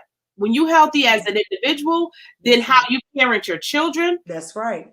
It affects how you parent your children. It affects how you interact in relationships, whether it's male and female relationships or friendships. If you don't work on you, it affects everybody around you. When I was going through what I went through, it affected my kids. That's right. Yeah. It affected everything around me. When I started to work on me and my kids saw me working on me, it changed. It taught them how to deal with, involuntarily. It taught them how to go through things. So we teach our children how to go through things. So they watch you and they say, well, Mom, dang, Ronisha could look at you and say, dang, Mama went through that. My kids think I'm Supergirl or something. My sons, you know what? I love my daughter. She's my heartbeat. But my sons, the way that my sons speak of me, I just love it because they call me strong mama, you're strong mama, you this, you that. I love that. I love to hear my sons because I want to know how do they think, what do they think of me as a woman, and so that helps them to look for, I don't want no woman that's all rudy and, just, so what type of woman are you in the eyes of your son or your children to make them go after that same thing? Or do they say, oh, I don't want one woman like that? But, I'm grateful. I'm very, very blessed. I'm very blessed to have the children that I have, the respect that they have for me. I couldn't pay for it. I couldn't pay for that. Could not pay for it because if your own children don't have no respect for you, come on, that's because evidently behind them closed doors, they've seen something, in you. Your children know you. They know, oh honey, when she mad, oh baby, she finna, But if your children say, oh my mama, oh Lord, she finna start praying. Don't get her started. She finna start praying. They already know. Call my mama. Oh, this and this going on. Call my mama. She, that alone is enough because my life, the life I've lived before them, even in my going through, for them to say, oh no, mama, no, hold your head up, mama. You're a warrior. You're a black queen, mama. Oh, you got this, baby. You done came over this, and they remind me of what I done came over. Came through, and so I'm just grateful, and I'm ready. I like I said before, I said yes to the Lord. I accept the call. I accept the mandate, and I'm going forth with it. And there's no stopping me because there's no failure in Him. As long as I, stay under His will, stay under His wing, I'm good. So I just thank you for. Sharing your platform with me because a lot of people don't do that. I heard a woman of God say this morning. I said, "Oh, I love that." She said, she said it just like this. She said, a jealous person will never share their platform with you. And I said, God, I thank you for my sister. I thank you for just having just a heart to share because all of us have a testimony. All of us have a testimony, and you're willing to open up your platform and say, hey, hear my sister, and I thank you for that. I thank you. Thank you for sharing. Thank you. And I wish I had a gift. I have a gift right here for you. I would have came in because I was in here getting ready like I was really going on a TV show. So I would have had a gift for you, and I thank God for you. I really, really do. And may God just bless your ministry as well. And just please pray for me that everything that I believe God for will definitely come to pass. And I'm grateful for you for, just for trusting me to, to be able to share your platform, just to be able to share your story with so many women that are in my audience. And I know, And it's amazing because these broadcasts, they're not for nothing. You know, I'm working on something bigger. Right. And I'm just, you know, getting my episodes because I believe that, you know, this is going to be that my next step is going to be a TV show, you know. So this is, you know, and I believe it's funny because my daughter says she calls me Little Oprah, you know, because but I believe that, you know, but you know, I don't want to be like Oprah. I want to be me, you know. Right. But I do have there's a plan and a purpose for this, and I'm just excited just to be in a position to be comfortable because I know I just want to be where I'm supposed to be. I just want to be in my lane. Right. And I want to be effective in whatever it is that I do, no matter how simple it is. I'm not looking to be anything but me, you know. And I believe that as I continue to stay in my lane, that God will bless, you know, whatever he needs to bless for me to be able to continue what I do. And I enjoy it. I enjoy being able to, especially nowadays with the way things are with COVID, you know, we don't get to have that, you know. And it's funny because I was thinking about, you know, these TV shows and they were doing this, you know, the BET was doing the check-in, the girlfriends check-in. And I said, you know, we don't have to, I don't have to be BET, but you know what? There's a lot of people that some people consider to be nobodies, you know, that, you know, and I call it check-in because sometimes we need to check in, right? You know, we need to find out. We need to be our sister's keeper. That's right. You know, I love that. How you're doing? What are you doing? You know, because the way things are going, the way quarantine is going, people are stuck being quarantined and isolated, and they need avenues of hope. Right. You know, even the Bible tells us that we should always be ready to give an answer of the hope. Yes. Of Christ Jesus that's in us. So this is an opportunity to give other women an ability to hold on a little bit longer. Yes, you know, to be able to say, you know what, if I've seen, you know, Shakima Perry get over a brain injury and see her running a business and doing well. And I can see Audrey Hurd having to lose her grandmother and her child, her 2-year-old baby in a fire, and still be able to teach other women how to take their stories, their journals, and their stories, and to be able to keep going. How you can take somebody who has gone through like you, who have lost families, you know, and people that are close to you, and and still be a beacon of light in the midst of your family and friends. As long as I've known you, Carolyn, you have always, I don't care what it is you go through. I used to be like, how in the world? Like, you always had this smile. You always were very positive. You didn't allow your surroundings and the people around you to get on the inside of you. You just, you were always very genuine. As long as I've known you, always been very genuine. And, you know, you don't know who needs that, you know. Sometimes we ought to try things like just being kind. Right. You know? That's right. And then there are other times we just need to just tell the truth. Right. Some people, you know, and it depends on, you know, what side that God has you on. Sometimes we just need to be kind, and sometimes we need to just tell folk the outright gospel, bloody truth. Because some people have been given, you know, and sometimes you just need to sometimes just be honest with people, because that brings freedom too.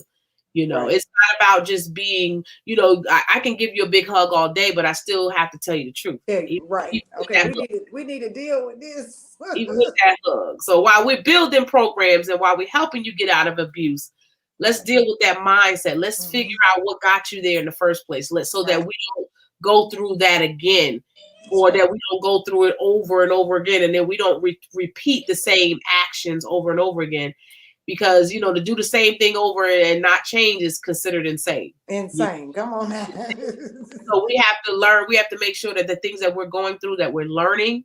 And that's what we do. Our testimony is there to teach other people, to show them that there is another side. You know, right. When I looked at the women, when I was in that shelter and I looked at the women that were on the other side, I was encouraged, because I started to think, wow, you know, but I realized, and too, Carolyn, do you know that the people that are most likely to help people are the ones who've been through it? You know, when you're in a shelter, the people that are in the shelter are more likely to help you out than the people outside because they're there. Right. They understand the community, and that's what I want us to do is to build a community. That's right. Of resources to help women. We may not have to go to the government to get $10 million or $10,000. Let's get together. That's right. Let's get together. Let's go in your pocket. You go in my pocket, and let's just get this done. Let's do it. Let's not, let's not wait for a particular, status quo to get us moving. Because some families may not have that time. Right. I had a matter of 30 minutes to get out of my house. 30 minutes. Me too. I had 30 minutes. And ain't look back. And didn't look back. And guess what? I had to have somebody that was there that was willing to get, it takes strong sisterhoods and people around strong support system for people to jump in your business, because not a lot of people want to risk their lives to help. That's true. Some people are like, I can't put my life at risk. But there's some people that have been through it, and that's, baby, let's go. We going down. We gonna do this. And I thank God for those people too. I can contest to that, baby. I got one. It's getting down like what? I got one like that, baby. I'm just gonna go ahead and say her name. I'm gonna put it out there because she already got the target on her back. Sister Taurus Johnson. Yes. And you know what, sister? I'm gonna tell you this. What I love the most about her and her support is that she's seen me down. Yeah. She's seen me broken. She still calls me minister. She still respects the anointing on my life. She still looks up to me. She still expects for me to pray for her. You know what I'm saying? So that alone, I can't pay for that, because she knows that was temporary. That place was a temporary place for me. I had to go through that. And she still, when I stood up, she still respect me as a woman of God. And I tell her all the time, I say, I love you for that. You don't have to give me anything. I love you for that. Because when others thought, oh, she broke down, oh, she can't be as strong as a Christian. Baby, walk in my shoes. Walk in my shoes. Mm. And I didn't just lose the 2. I lost about 5 family members in 3 years before Shasha. And they were to murder, some of them. Wow. So don't tell me if you never walked in it, you'll never understand it. But I'm so grateful to God that He chose me to be the one to hold my family together, to always try to have something good to say, try to be that one to say, come on, we're gonna make it, family. Encourage them, hey, I don't have much, but come on, y'all, we're coming together. We're going to make this happen, and so I'm just grateful to God. I thank God for Him just being my everything. Yes. And never leaving me, no matter how bad it looked. Yes. Even when I mess up, even when I make mistakes, because there's no man perfect, no man, no woman, never perfect, but striving day by day, striving every day to help, serve, love, help transform a life. Absolutely. That's what I want to do. And so I dedicate the rest of my life to doing it. And if it just be one, and I say that all the time, it was worth it. That's right. My baby did not die in vain. That's right. It's worth it.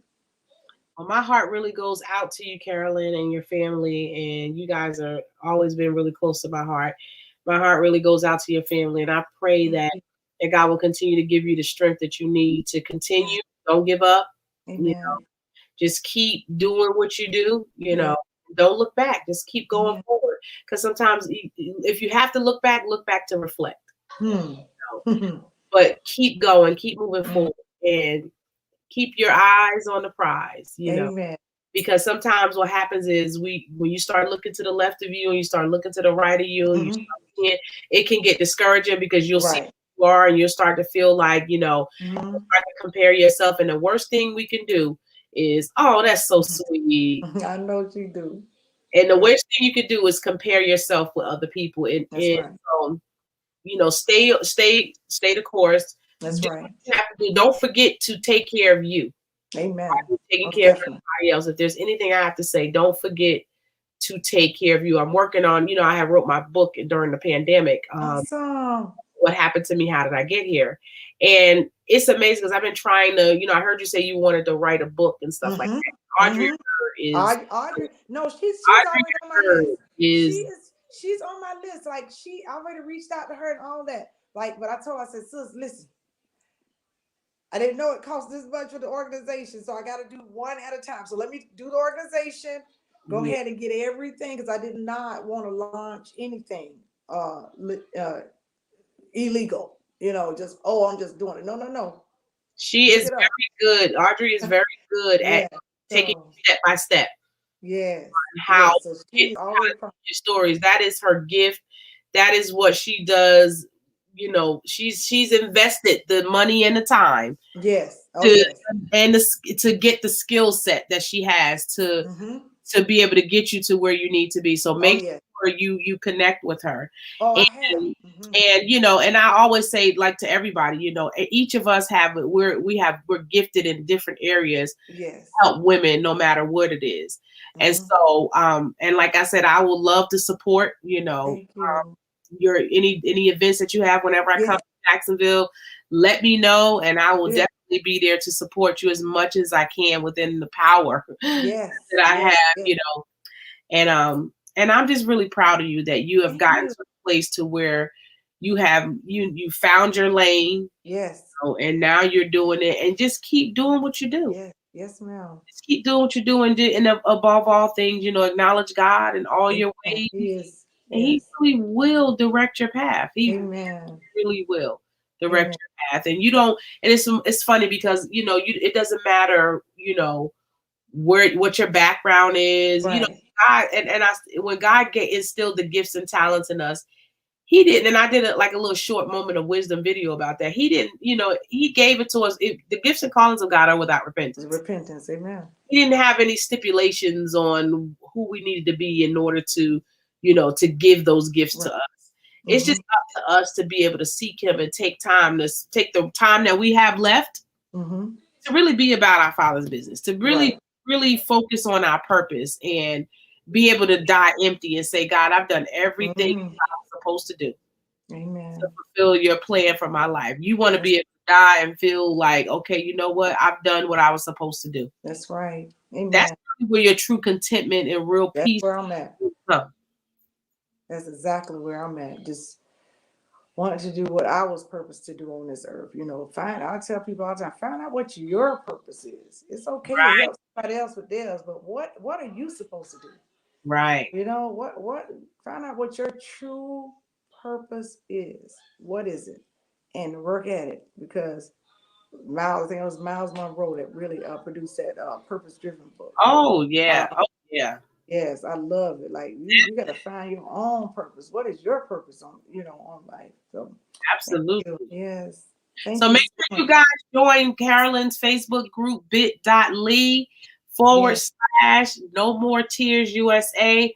Join her group and support this woman of God and her vision to help battered women and battered men deal with any type of she's becoming a resource to the community. And that's what we need. We need resources. So support her. Make sure you guys join her book and join her. I'm already prophesying already. Speak it. Join her Facebook group and support her. And if you guys haven't done so already, if you haven't purchased my book, What Happened to Me? How Did I Get Here? Make sure you go to my website at www.womanofproverbscoaching.com. Not only will you be able to purchase my book there, but I do have classes. Where I teach every week, both in personal and business, to help you grow into the woman of God that you have been ordained to be. So make sure you visit my website. If you also have a testimony and you want to be featured on Sisterhood Check-in, make sure you inbox me on Facebook and Instagram at handle Woman of Prov, and we will go ahead and get you on the Sisterhood Check-in to share your story, just like Carolyn and many others that have been on the broadcast. Thank you so much for watching, Carolyn. Thank you so much for taking time out of your day. You're welcome. Well, I think this is the longest Sisterhood Check-in has ever been, but I'll tell you one thing. Let me tell you something. I feel like this. Being the people that need it will get what they need. Amen. I'm sorry. No. But you know what? That is it's nothing to apologize about, because guess what? At nighttime is when we go through. Right. At nighttime, when everybody is in the bed and everybody's going on with their life, guess what? At nighttime is when I have my biggest attacks. That's right. That's when he come at this. He come at this. At night, if I had your testimony and Sister Her testimony and Shakima Perry testimony and all the other people and Kim Jones testimony, if I had all those testimonies at this time of night, right, when I was going through, I could have I would have probably been able to make it through a whole lot of other things that I lost my mind. So it's Friday, it's nighttime, and those that need it will get it. And those that don't need it, that's okay too. You'll watch it tomorrow. You'll watch it tomorrow. But I know that at nighttime, this is where I'm supposed to be, and I'm content with that. And those that need it will get what they need, will feed off of what they need, and those that don't, pass it on to somebody else. Amen. Thanks so much for watching. We're going to go into this commercial before we leave. Again, make sure you visit Carolyn at bit.ly, No More Tears USA. Thanks for watching. Have a wonderful weekend. Thank you.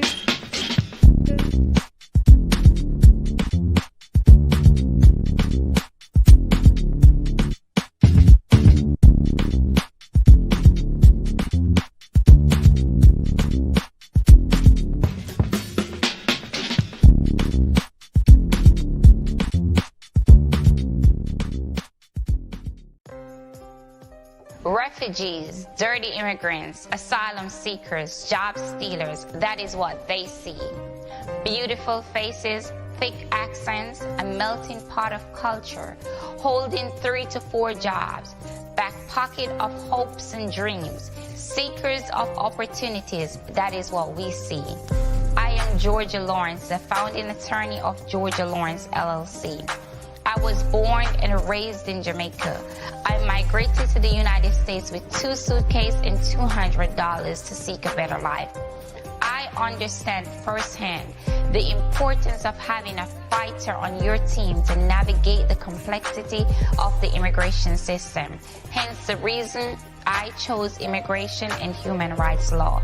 Here at Georgia Lawrence LLC, we take pride in connecting our passion and purpose to your plan. Give us a call today.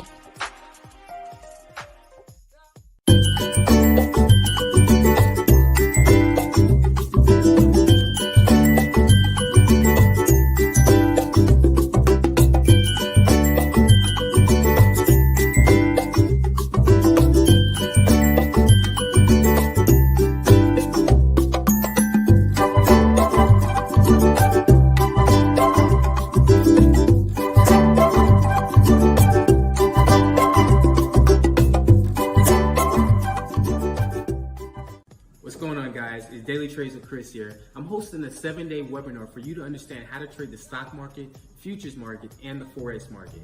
This one particular trading strategy has 3 steps, okay? Very, very, very, very simple. All you have to do is look for a trade, place your trade, and watch your trade play out. In this 7-day webinar, I'm going to be going over exactly how to get into the market, where to get out of the market, where to set your stop loss, take profit, and you're going to have a risk management rule in place too as well. Now this Z-Trade, in fact, just dropped 400 points on oil. If you do the math on that, that's about $4,000 just from one contract. If you want to learn how to make $4,000 in one single day with a Z-Trade, respond back to this email right here. Comment below on this video, and I'll get back to you with all the information that you're looking for.